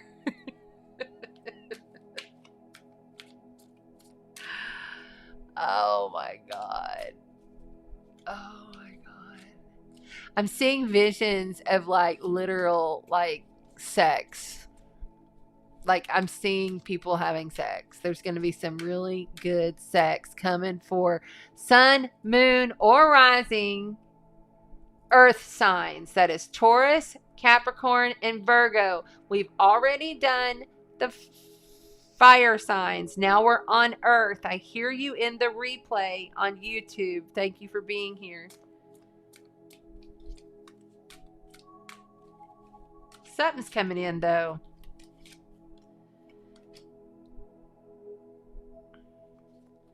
You have the 3 of Cups. That's total celebration. That could be sisterhood. That could be a threesome.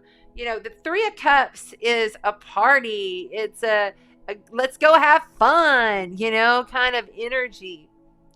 But with these cards around here, for somebody, and I've got I've got two now. I've got two separate reads going in here. For one person in here, this is a threesome. There's some kind of like three-way something going on with somebody else, and it's going to get found out. The sun is going to illuminate on it. It's going to be shined. It's going to be seen. It's going to be brought to the surface. That's the smoke and mirrors that I was seeing. For the other person, this is more about you allowing the receiving to happen. It's almost like, I don't know, this sounds kind of crazy, but it's almost like you're not allowing the completion of the orgasm. It's like you're blocking yourself. What is that theme happening with the blocking? It is a block within the soul connected to the emotional body. You have to heal the emotional body. You can't just heal the physical body. You got to realize you have all these other bodies that you got to deal with. Sorry, don't shoot the messenger here. I'm just telling you how it is. You can't just heal the physical body. You have to heal the emotional body. Something that might have happened to you in your past. Something that might have happened to your DNA ancestrals. Like that's all attached to your DNA. We get our mind swiped when we get born, right? So you don't realize that stuff, and that's why I'm here. I help you pull it up. We can dig it out. I'll be your psychic surgeon. That's what we do. All right. They said one more, and now, okay. Well, there you go. Ten of Pentacles wants to show, and the Four of Swords. Okay, so look. With this Ten of Pentacles, okay, we had the Ten of Pentacles in last reading, by the way. So you may have a fire sign and an earth sign, and this is coming in for you, okay? Ten of Pentacles, there's so much abundance. That's what I was talking about with this Taurus moon. There's so much abundance to be had for the spiritually aligned people. And I don't like doing that. I don't like putting people in categories. But right now, this is how it is so that we can come together in unity later. And I don't know exactly how that's going to manifest. But I just know that we are already creating in the new earth. We're already here creating in the new earth. We are already processing. And we've already done so many upgrades. That's why you're having like lower back pains. You know, that root chakra is being reworked on, and you've got to make sure your energy centers, your chakra centers are actual functioning and working, that you're clearing them. This here, Taurus, with the Four of Swords, this tells me great wealth, abundance, joy, happiness is all coming to you. Something may knock this down. And if you're the threesome person, something definitely is going to be found out. So if it's you or your partner, I'm sorry, but something's about to hit the fan. Literally. Don't believe the smoke and mirrors offer. Take the solid love offer. Because once you do that, see, this Four of Swords is saying you need mental rest. You need to work on your emotional body in order to manifest. Because the Ten of Pentacles is saying, I have everything I need. I have all the abundance. I have all the wealth. I have the family. I have the freaking white picket fence. And I am good to go. Material-wise. But what about the emotional body? What about that? Because there's an ending here. But there'll be a celebration. There will be a celebration. These are good cards to get. Okay, let's pull from the Divine Oracles. Yes, the Divine Animals Oracles for the Earth signs. 2 peas in a pod. 2 peas in a pod. There's some kind of a... I don't know what exactly it is, but I'm hearing 2 peas in a pod. It's like 2 peas in a pod. Oh, wow. So you've got the Wolverine. These are kind of smaller cards. I guess I could have zoomed that in, huh? There we go. The Wolverine. Stand strong in your fierceness. Stand strong in your fierceness. I don't know why I'm speaking this way. But stand strong in your fierceness. There's nothing that can penetrate your mighty soul. When you're in alignment, there's nothing that can touch you. Nothing. Even the stuff that's perceived to be challenging, difficult, hard, dark, bad is still divine.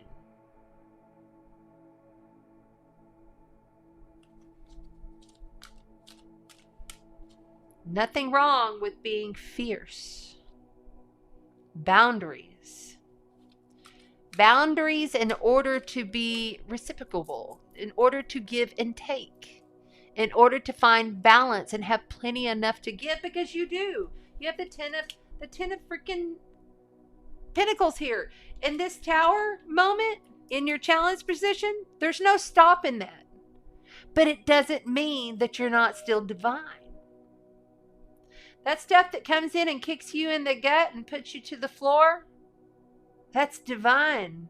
It's helping you. Don't feel that great in the moment. I get it.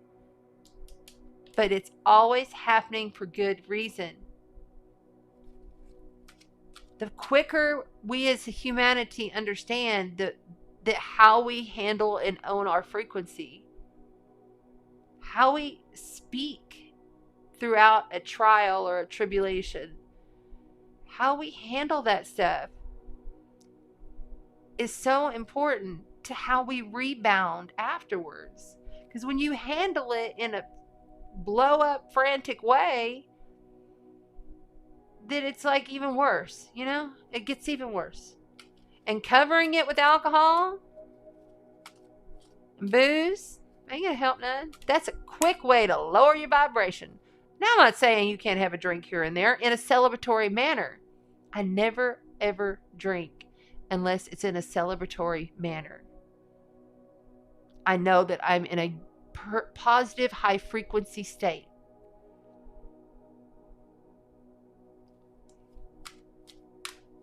And that's seldom too. And I can only have like one thing because I've raised my frequency so high and I've worked on my body so much that my body doesn't handle certain things. And alcohol is one of them.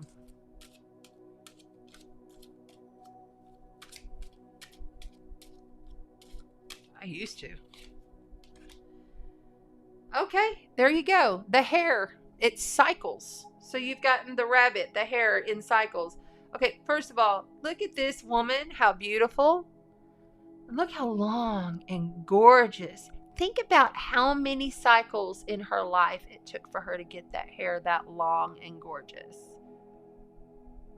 Stuff doesn't happen overnight, especially with the earth signs.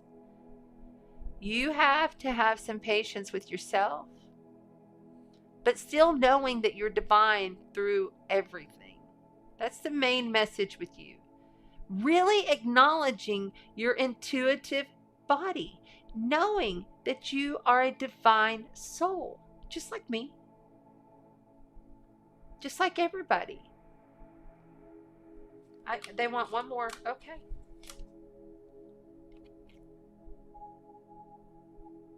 My God. The honeybee. Reciprocity. I've been trying to say that word all night. I'm sorry, it's just not one that I can say, because when I get in this channel, it's just like da da da da da. But you know what I'm saying. To give and take. That is what we started the whole reading out with the Six of Pentacles right here. I love it. I love it. I love it. I love it. He's just sitting there all chill. He's got his daisies on his head. The bees are just doing their thing. He's not worried about getting stung at all, because he knows he is divine, God's creation. And every single thing, every breath, every single moment, in every single now, he has complete control. His heart is the bridge. So I love that for y'all. On the bottom, you have strategy.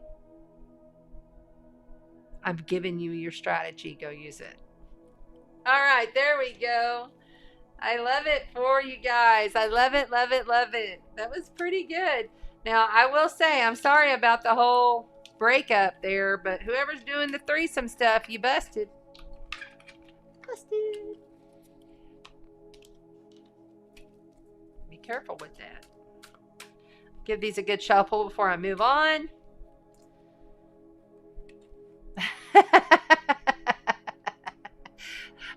Jerry Lynn. Jerry Lynn says, we are in the naughty bomb realm again, Madness Productions.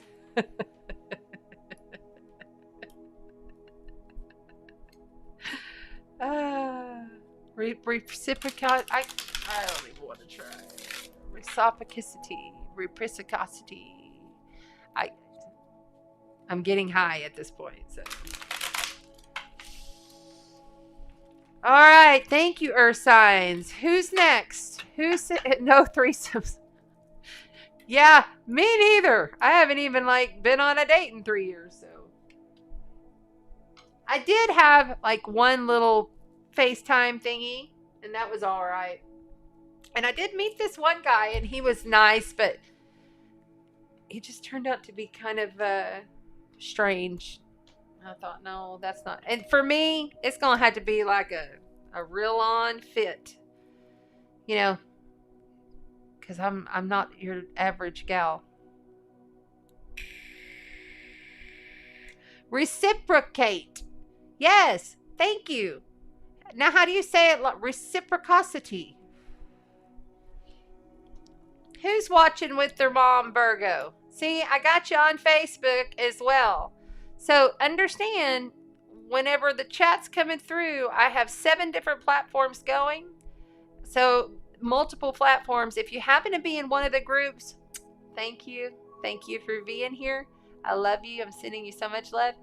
But that's how it comes through for me. So I don't really know. Happy early birthday. Thank you, thank you, thank you. Yes, my solar return.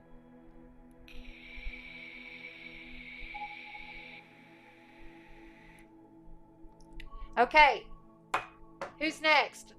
Air signs? Let's go with the air signs. We got all those shuffled. And now we're going to use... Which ones have we not used? I don't think we've used the... Yeah, we haven't used these. The Cosmic Tarot for the air signs. Because Aquarius, you are so cosmic. You're so out there. Oh my goodness. Look what's popping for the Aquarius right as I speak. We have the Hierophant. This is the spiritual teacher. This is the spiritual guru. It's the spirituality within you. It's having all of the knowledge and it's owning the Akashic records. This is major life event, major arcana for you, Aquarius. Keep your faith. Keep your faith. Aquarius, you've got Saturn and Jupiter there, moving forward in your sign. Things are really picking up for you guys. I want you to go outside of your box more, though. You've been kind of stuck up in your own little situations, and you need to step out of your... And my stomach is starting to growl, so you might be having stomach issues. Kidneys. Have your kidneys checked, is what I just heard for the Aquarians. Okay, Gemini. Gemini, you got that North Node. It's been there for now almost 18 months. 17 and a half months. The North Node has transformed you completely. And so you want to make sure, because it's at the number 1. So all it has to do is go to number 1, and then it goes to 0, and then it's going to pop on into 29 degrees of Scorpio. Understand those early decans, which are numbers, the degree numbers, are all about our personal self. Okay, so Gemini, really, really working and focusing on what's going on within your personal self. I know that you're a doer, and I know you like to be doing a lot of things a lot of the time, but you've got to really kind of focus that inward on yourself right now, especially during these next couple of months. Libra. Hi, lovely Libras. How you doing? Boy, I bet you had some kind of good money, cha-ching coming your way this month, as Scorpio has been cruising through your second house of money and values. Everything is blossoming for you, Libras, as long as you stay in your balance and realize that you have to speak up. Mercury being in your second house with Mars and the Sun is telling you, you know, a lot of time Libras just like want to keep everything copacetic, and they don't really want to, you know, rock the boat on things, but they have these thoughts and they're like, I really need to say this, or I need to really do that. Right now, you have all of the power with these planets in your second house to really transform what you value in your life through your actions, through your communications.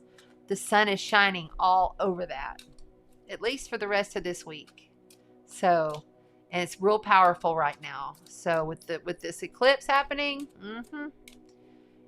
this eclipse is going to be definitely transforming your money and values. All right, here we go. Air signs. Air signs.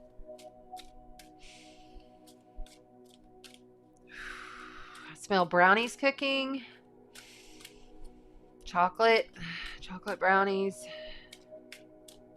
Something's really sweet. Cacao. Pure cacao. Buy some pure cacao. It's really good for your heart. It'll help cleanse out the blood. I think this is more for the Aquarius that's having the issues physically, because you're having physical issues with your body, Aquarius. So you want to make sure that you're getting something, even shilajit. I take shilajit every single morning. I take as big as of a piece of rice just to put it in my coffee. You can put it in your tea. Shilajit, Shilijit. It's an ancient Himalayan lava rock resin.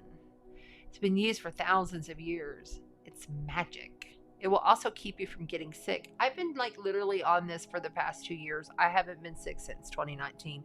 Not even a cold. And I don't even got to knock on nothing, because I know. I take that with my turmeric and my magnesium and my borax, and I am good to go. My vitamin D and C and all that stuff. But this ancient medicine, just so you know, is really going to start playing into our future over the next 2 or 3 years. Like, it's already, holistic healing is already coming in even stronger now. But it's really important to realize how much you can. The Medical Medium, guys, if you have not watched The Medical Medium or bought one of his books or looked up his website, he's amazing. He will teach you so much about how you can heal yourself, therefore making the physical, emotional, mental, spiritual bodies, all of your astral bodies, they will all come into alignment, and they will continue to merge together. Because the galactics are making all of this happen. We are the galactics, by the way. All right. Air signs. Yep, I hear ya. Okay. No reversals.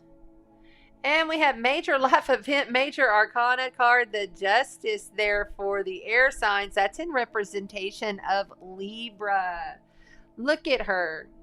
She's completely in her knowing. She's completely balanced. This is an energy of everything getting worked out for the better or for the worse. It's justice, okay?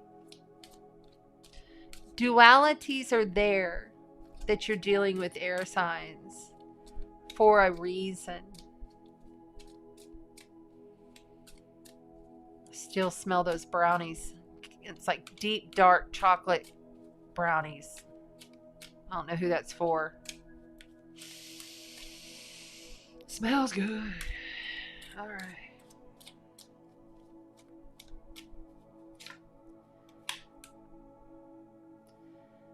What was I just saying? Okay.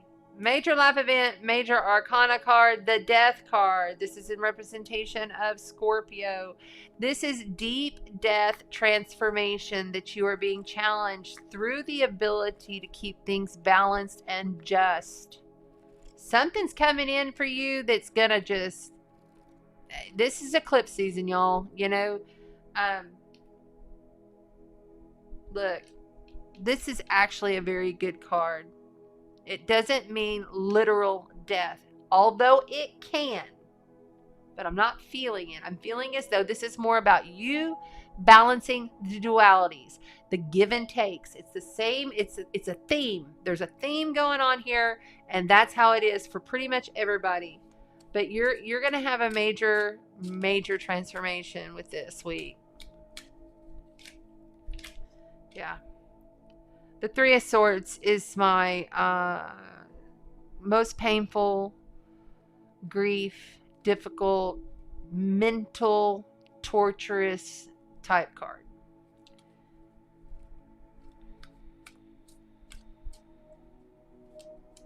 It's in your mind. You know, air signs, you guys are all about the mental mind. You're all about how it's going on.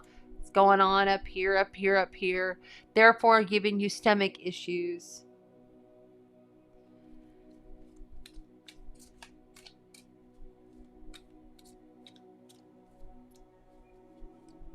Somebody's grandma. That's what I just heard. Do you want these? Do you want all these? Yes? Okay.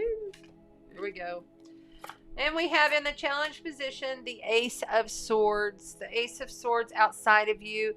This is something coming in, some kind of communication that's going to allow you to cut some of this out. And then you have the Three of Wands. Literally law of attracting in what you need. Literally knowing that through the divine, through your intention and how you're setting your vibration throughout the day, that you can manage whatever this transformation is in a poised and balanced way, even though it's extremely painful. But in the end here, you have the Ten of Cups. That's complete and utter emotional fulfillment. This is very happy and having everything you need that just fills up your heart, because you're the heart bridge, right? You're your heart chakra. And then I love that they also gave me the Six of Cups here. So the Six of Cups is like saying everything that you're looking back on that you had to transform, that was extremely painful, that you knew, you know, this person just came in and cut it out. You know, they're cutting through it. Sometimes this is a seed, but right now I'm feeling like it's really someone outside of you is going to cut some things out. It may not be easy, but you're going to be poised in knowing that I'm transforming all of this through my sadness, through my fear, through my grief. I'm going to transform this because you have to. You have no choice. There's just no choice at this point. You have to transform it, air signs. We're on the air signs. I hear you in the replay. I hear that. God damn it. Sorry. The Ten of Cups is your outcome card, though, so that's beautiful. And your Six of Cups is there to say, you know, looking at the past, it's not going to do you much good. It's okay to have a little melancholy here and there. It's not going to do a lot of good. But there's a King of Swords here for you, air signs. This could be you just standing in your power, knowing who you are, taking control of your emotional body after the trauma, allowing things to be cut out, dedicated. This is good for you guys. It may be challenging and hard and difficult, but it has to happen. It's something that you cannot control, even though you'd like to. But you're sitting pretty. You're sitting pretty here at the end, air signs. So I like that. Yay. Good job, air signs. What we're going to do for you is pull out a Soul's Journey cards for the clarifiers. I promise. If you're watching and you're new, I don't got fleas. It's just that my head and everything, and they poke at my shoulders. I get tingles all over with these energies. Okay. Oh my gosh.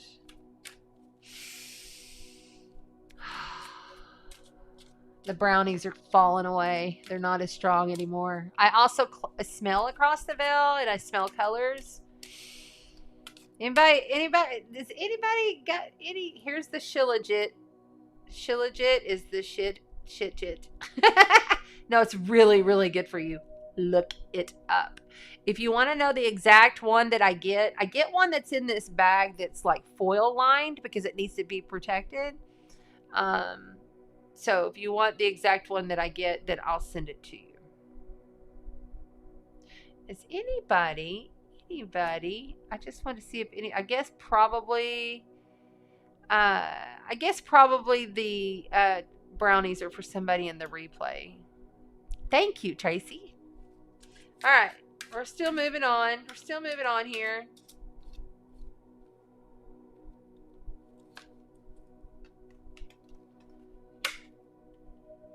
There it is. Adversity. Accept that the challenges are the best way to learn. What did I just say? Right here. You know, you have the death card, which is major life event, major arcana. You have to transform this in order to be balanced and just through the pain. You have to be able to flow with this. And the best way to do so is just to stand in your power, setting your intention. I am a love bubble. I'm in my cosmic love bubble. I use that one quite a lot too. I'm in my cosmic love bubble. You know, even through pain, you can still be in a loving state and keep yourself at a loving frequency. Trust me, it took me a long time to get there. And still, sometimes I lose it. Because we're all human. And that's what we came here to do, is be human. We are light bodies inside of a human flesh suit. And service.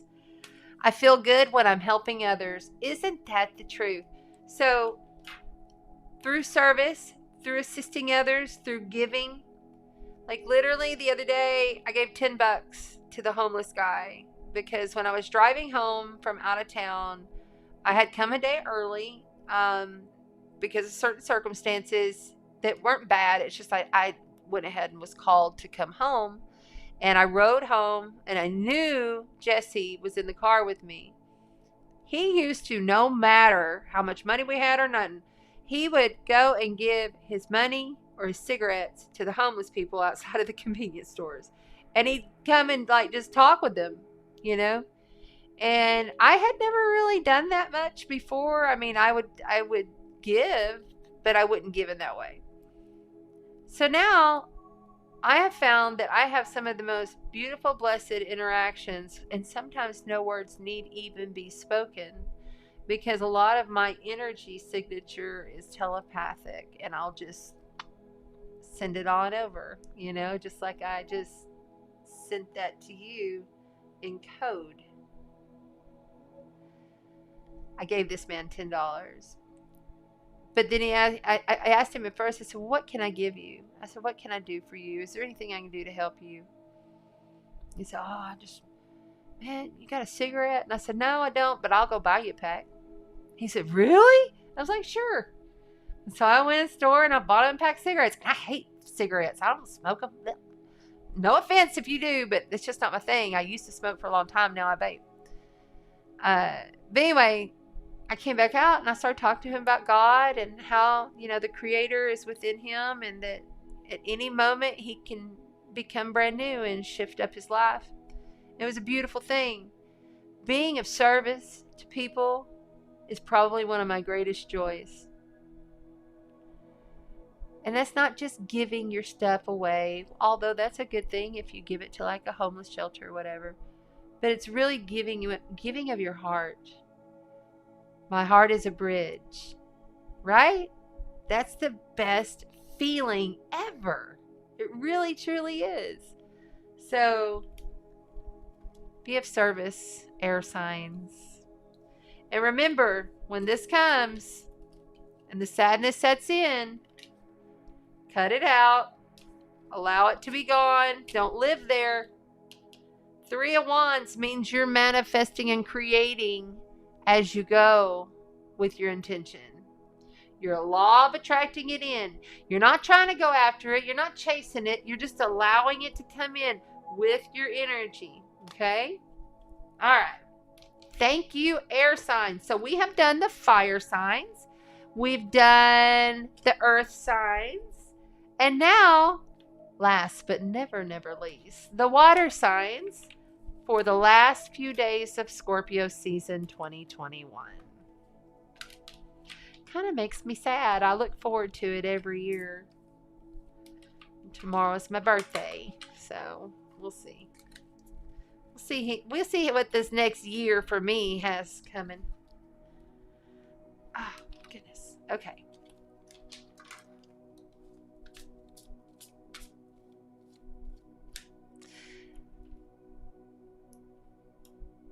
Shauna says, your Jesse sounds like he was so wonderful. He really was.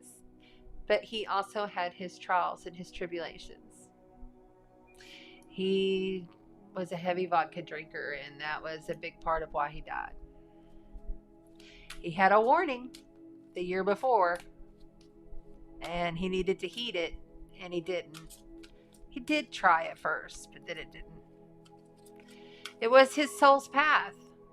It was his soul's path to cross at that time. And we both knew when we went to South Padre that was what we didn't know when. I certainly didn't think it was going to happen that quick. I was told 3. So I thought, okay, I'm going to get 3 months or maybe 3 years, you know. It was 3 weeks. It wasn't fun.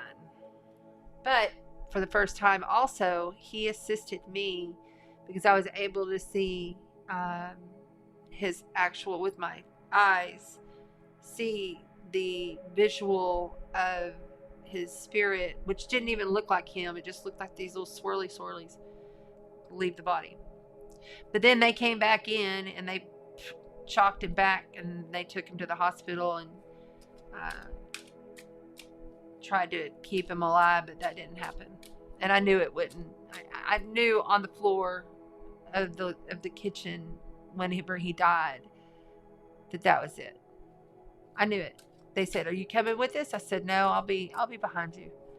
I gathered his personal items and his things that he would need, his body would need, because he was already gone, to go to his family in Rockport. So that's how that went down. I'm being told to continue on with the cosmic for the water signs. I need a little drink.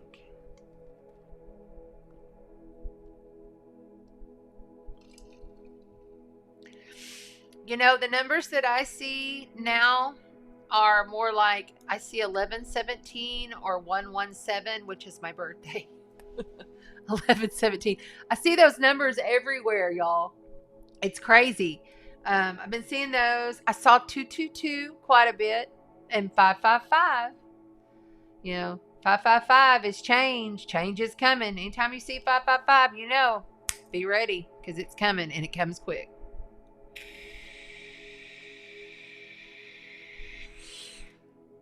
I saw 555 literally days before Jesse passed. And I was like, what's that about? And like literally did not know he was going to pass. The day before, we were out running around on the beach and he was gathering up driftwood for me because I was going to make all these driftwood shells. And he was an artist, so he was going to like paint the shells and stuff like that. We were going to make these like wind chime things. He was very creative. I have all of his artwork. I mean, he loved to draw and stuff, and yeah. It's all right. He's doing good. He comes around and he lets himself be known by making my entire house smell like cigarette smoke.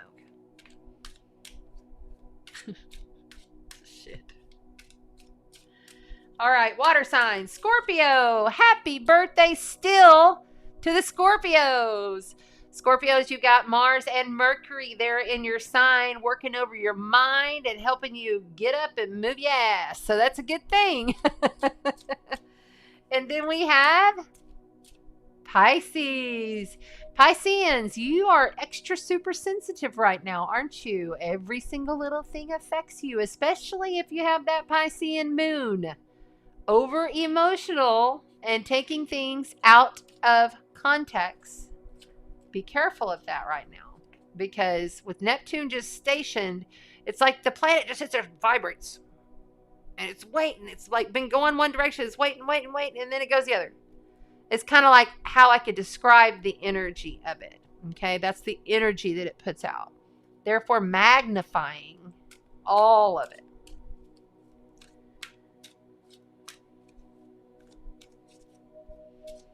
You also have Saturn and Jupiter in your 12th house there of Aquarius.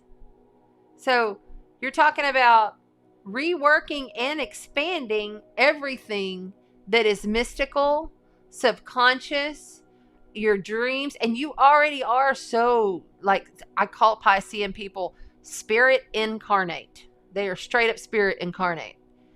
Often have body issues because they feel so incredibly awkward in their body. But in that 12th house, that is the Piscean house. So Aquarius is your Piscean house. And Jupiter moving forward is just like, because Jupiter just blows everything out, expands everything out, makes everything bigger and bigger and bigger. And that means it doesn't always mean good or bad. It's whatever it is in that moment. Ooh, Cancers, you guys have been having some fun. I heard that Cancers have been just like, finally, I can just release all this BS and just enjoy my life for a little while. And that's a good thing. Cancers, you deserve it. You deserve it. You had 19 months with the North Node and the South Node and Cancer and Capricorn. And so you're finally kind of easing in and getting your footing to where you can go and enjoy your life. Be cautious of the fairy tale is what I just heard.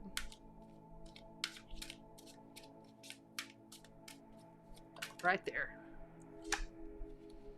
Shit, of course. And of course, we're going to kick off the water signs with the Tower. Yay! This actually rules Scorpio, so I'm very happy to get it.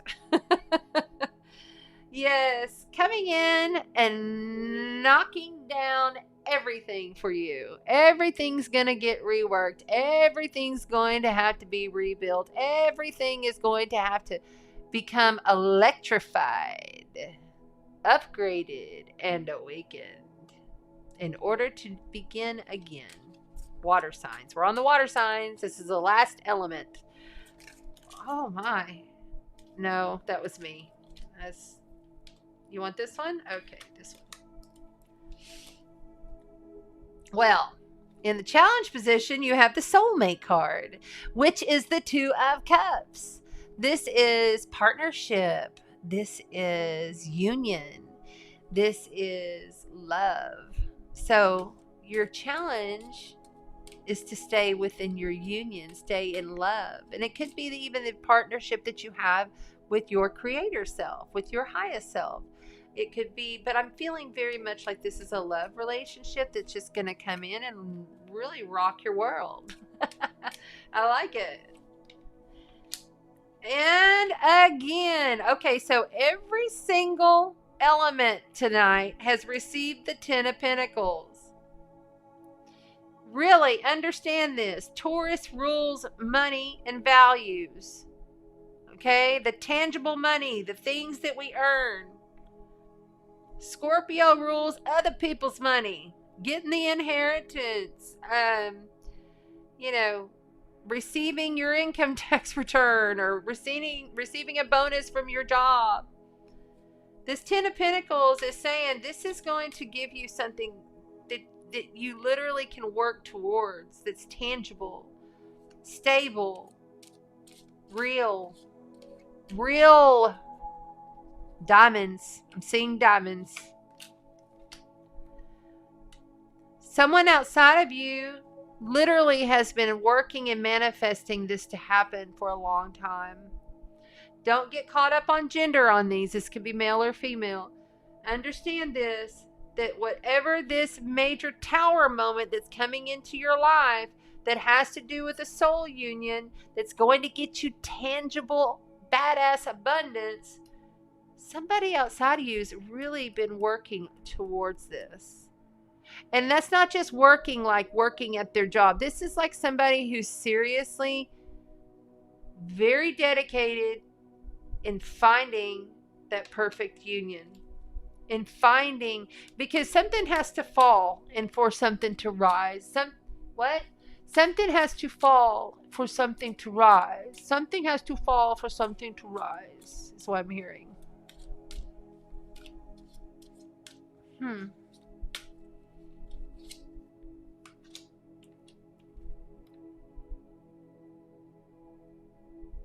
The Princess of Wands might be bringing in some kind of a communication on how you need to take action. The Princess of Wands can also be something that you're creating. I think of Princess of Wands often as like a video, a creation a movie, something that you watch, or maybe you got sent a TikTok. I do have TikTok, by the way. Go check out TikTok. Princess of Wands. There's some kind of message that's going to come through here, or some kind of communication that you'll need to take action on in order to handle whatever this is, this tower moment that's coming in right here. Look at that. All of that shuffling, and you get it again. So this was in the last reading as well, for the air signs. Three of Wands is law of attracting, allowing it to come in, standing within your intention and all knowing. You command and demand what you want, and it happens because you are that powerful, because you have the God spark inside of you. On the bottom, we have the Hermit. The Hermit is in representation of Taurus or Virgo. The Hermit carries all of the wisdom. The Hermit goes deep within and understands himself and his creation and the creation of flow around him. He's complete, peaceful, grounded, all-knowing of the vast universe that is surrounding him. That is him. It is him. It's the oneness. He knows his oneness. So within all of this happening, command and demand in whatever it is that you need to in order to bring in this person that literally is a perfect match. I feel a perfect match. Someone's really, really dedicated and really working towards perfecting themselves in order to manifest in the right partner. And that could be in business, it could be in love, it could be in friendship. But somebody's going to come in like a tower, like a shooting star. I've seen shooting stars in this room twice now. That's 2 different times that they've been flying through here, shooting across the room. Somebody's coming in. And I got this real excited, and it's like, when we have the meteor showers. Something's coming in for the meteor showers. And it's going to be a 10. I just saw 10. It's going to be a 10. It's like a win-win. And you got the 10 of Pentacles. And we've had the 10 of Pentacles in 3 different decks. We've used 3 different tarot decks tonight. And we've had the 10 of Pentacles, I believe, in all readings. I have to double check, look back, because I can't really remember, but I'll always remember everything. It's crazy.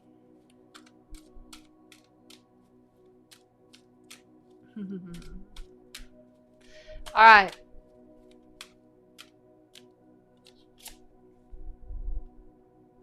Okay.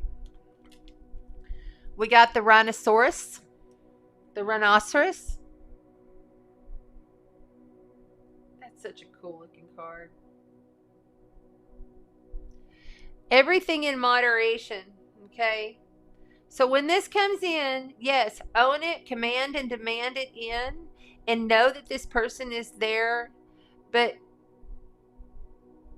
understand that these quick changes that are coming in, the quick changes that are shooting across, everything that's coming in fast, you might need to put the brakes on it a little bit because you don't want it to get too overwhelmed. Okay? And then I've got the peacock, prosperity, and wisdom, the owl. Okay. Can y'all see those? Okay, good.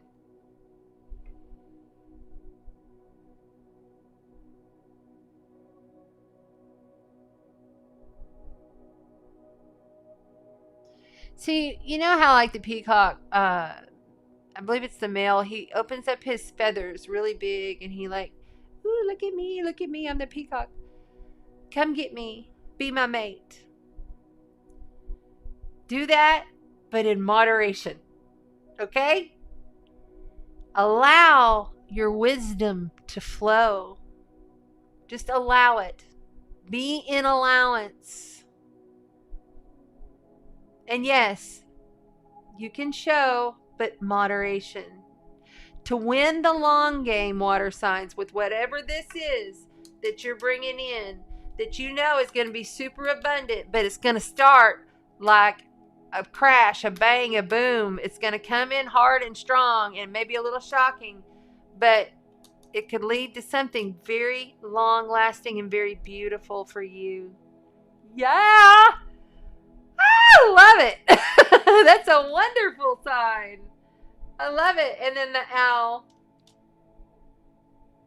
So wise, you know? Wise within the self. I like that a lot. All right. Wonderful. Beautiful. That wraps up the water signs. Thank you, water signs. Thank you, fire signs. Thank you, air signs. And thank water, fire, air, earth signs. Thank you guys all for being here tonight and celebrating my birthday with me. I really appreciate you. I was born at 6:11 a.m. in the middle of a blizzard. It was snowing like crazy in Lubbock, Texas. And my dad, and my mom was only 15 when she got pregnant with me. And my dad was out in, I was at St. Mary's Hospital, and my dad was out there, and Mom said she could see through the glass window. He wrote in the parking lot, because there wasn't hardly nobody there. It was a big old parking lot. And he wrote real big my name, Chanda, across the parking lot. He's now passed. He was my biological father. He was a Margaritaville Jimmy Buffett song. He literally lived on a sailboat, sailed all over the place, had postcards from everywhere, from Australia to Europe to all Cayman Islands. Anyway, he settled in the United States Virgin Islands. And I was set to move there when I graduated high school, and then he drowned in St. Croix, going from St. Croix to St. Martinique on his sailboat. So I never moved there. So I joined the Navy so that I could get near the water, because I needed to be near the water. So just understand, these shocking things come in to shift our life for a certain reason. Nothing ever happens for no reason. There are no coincidences whatsoever. None. So thank you guys so much. I'll take a couple of questions and then I'm going to head on out of here. Oh my gosh. And I think, okay. They're saying use these if I need to for tonight's questions. Okay. Hey. Thank you, Renee. How you doing? Okay. Let's see what we've got. Hi, Maria Moon. How are you? I'm doing good. It's my birthday tomorrow, so Thank you, Aaron. Oh my gosh, Aaron, you rock. You're such a sweetheart. It was in all three. Okay, thank you, Tracy. Thank you. I'm trying to see if there's any questions. Please put them in all capital letters. If you have a question, I will take a couple of questions at the end like I always do. Yeah, for my birthday, we're going to have an ice cream social on the water and just have ice cream and take some photos and, you know, do the whole thing there. And then anybody that wants to come back, my thing is I always get in my swimming pool because I live on an island. It's going to be 82 degrees and I'll turn up the heated healings. It's a heated, zero chemical healing pool, and I turn it up to about 100 degrees and I swim underneath the stars and just listen to music and just, you know, let it all go. And that pool heals big time. So, and for my birthday, I've done that every year since I've been here. So it's kind of a thing. I love it. And I'm glad that I have some friends coming over. Last year, my lovely Libra friend Laura came, but she's moved to Dallas now. I have a lot of Libra placements as well. I have 3 Libra placements, including Venus, the ruler of Libra. And so I have a lot of Libra, a lot of Scorpio, and a lot of Sag. Okay, let's see. Are there any questions here? Enjoy your birthday. Thank you, Amy. I will. Oh, it is. That's right. You're in Australia, Maria, right? Oh my gosh, it's already my birthday. See, if I knew all of this software, that's one thing I've committed myself to. Not only am I taking that a year-long Hellenistic astrology course that I've dedicated, but I'm also dedicating to taking the courses for this eCam software because apparently I can throw all these animations and I can do all this stuff with it, but I haven't learned it yet. So I got to get busy with that. And my website, get that up. So, okay, let's see here.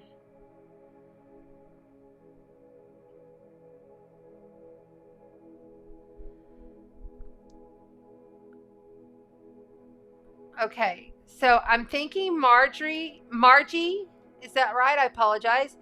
Margie is asking a question here and she's wondering, so our separation was for a reason. That's your question. You and your husband's separation. Well, yeah, I mean, so if you're asking the question that I think that you're asking, was there a good reason or just period? It was for a reason. Because I really feel like, Marjorie, what was going on there has already been shown to you. You've already seen what is happening there. More is coming out about that is unseen, though. It's that whole reciprocity thing that I've been talking about. There's a give and take there of knowledge. Something is going to be shown. I'm seeing like a teeter-totter, like it's just back and forth, back and forth. Maybe you're bickering back and forth about stuff, about the separation. Marjorie, let's see here. Moderation. You got moderation. So, like, literally, the rhino keeps wanting to come out. So one thing that I like to notice here is that this is a number 5, which is change in numerology. And change that must happen. We're in a transformational stage right now as it is. So yes. And there's something else here. You know, that rhino's horn, that took a long time to get that long. And this dude that's sitting right on top of him is all in his fire, his passion, his knowing. He's holding himself right through the flames. So whatever it is and however it happened, yes, there was, of course, a reason. But I feel like there's going to be some knowledge that's going to come to you and it's going to take some time. for that to come. But this change was the right change, if you're wondering. And I'm sorry. Separations are never fun. Never, never. Okay, what's this? They're wanting to show this one. Somebody was inauthentic. Authenticity. Somebody just couldn't stand in their authenticity throughout the separation, or because of this separation. There's somebody that wasn't standing in their authenticity either with themselves or with you. I heard wolf in sheep's clothing is what I heard. I hope that helps you some, Margie. Okay. That's okay, Rhonda. I love it when you come watch the replay. See, that's right, guys. See, I'm on Facebook and I'm on YouTube. I have 7 platforms that I'm on. So if you're watching, you can just rewatch the beginning, or you can watch it in sections. I know it runs long. I'm sorry. That's just how it is. But yeah. Okay.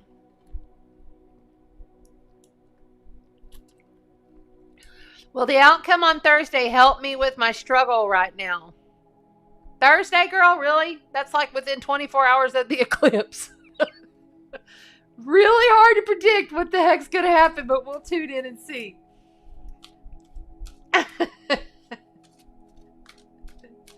For some reason, I'm laughing, and so that's a good sign, you know? That's funny. Okay, I guess I can move my vape off the board. That's not cool. I do have, y'all, see, look. On my board, this is my magic board. I want y'all see. I always keep the gold and the cha-ching, and then for the water signs, I have a shell. So, there we go. Okay.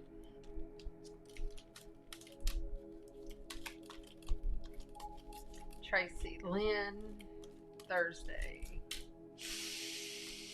Tracy Lynn, Thursday.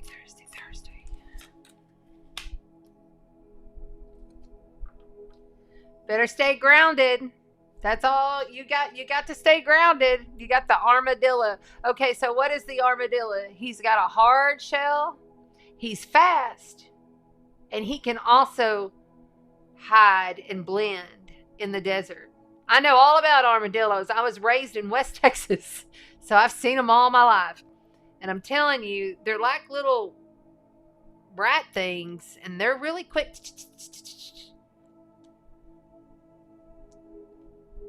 I feel like the knowledge that you're wanting is going to come, but to stay grounded is the best, really, I can say to that. And I understand there's some fear here. You know, fear. False evidence appearing real. Remember, fear is only false evidence appearing real, because you are creating everything to yourself. You attract in everything, all of it, through your highest soul self, through your multidimensional self.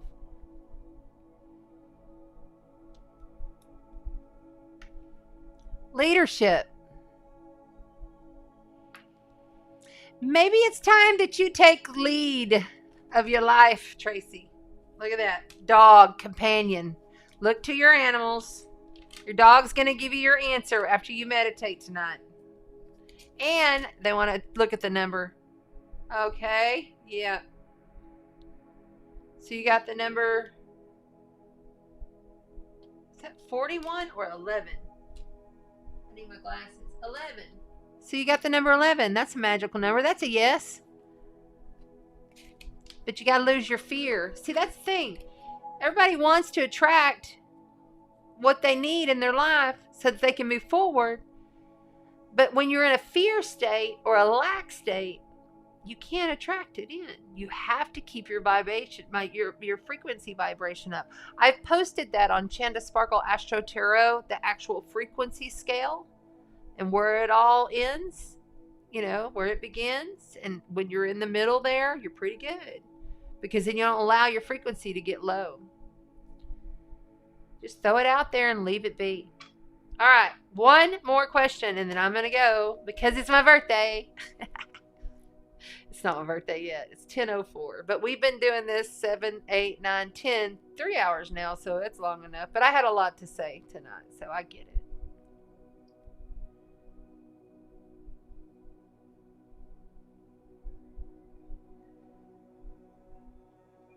Maria Moon. Okay. I've been waiting for 6 weeks, and they're saying Thursday I will get the answer.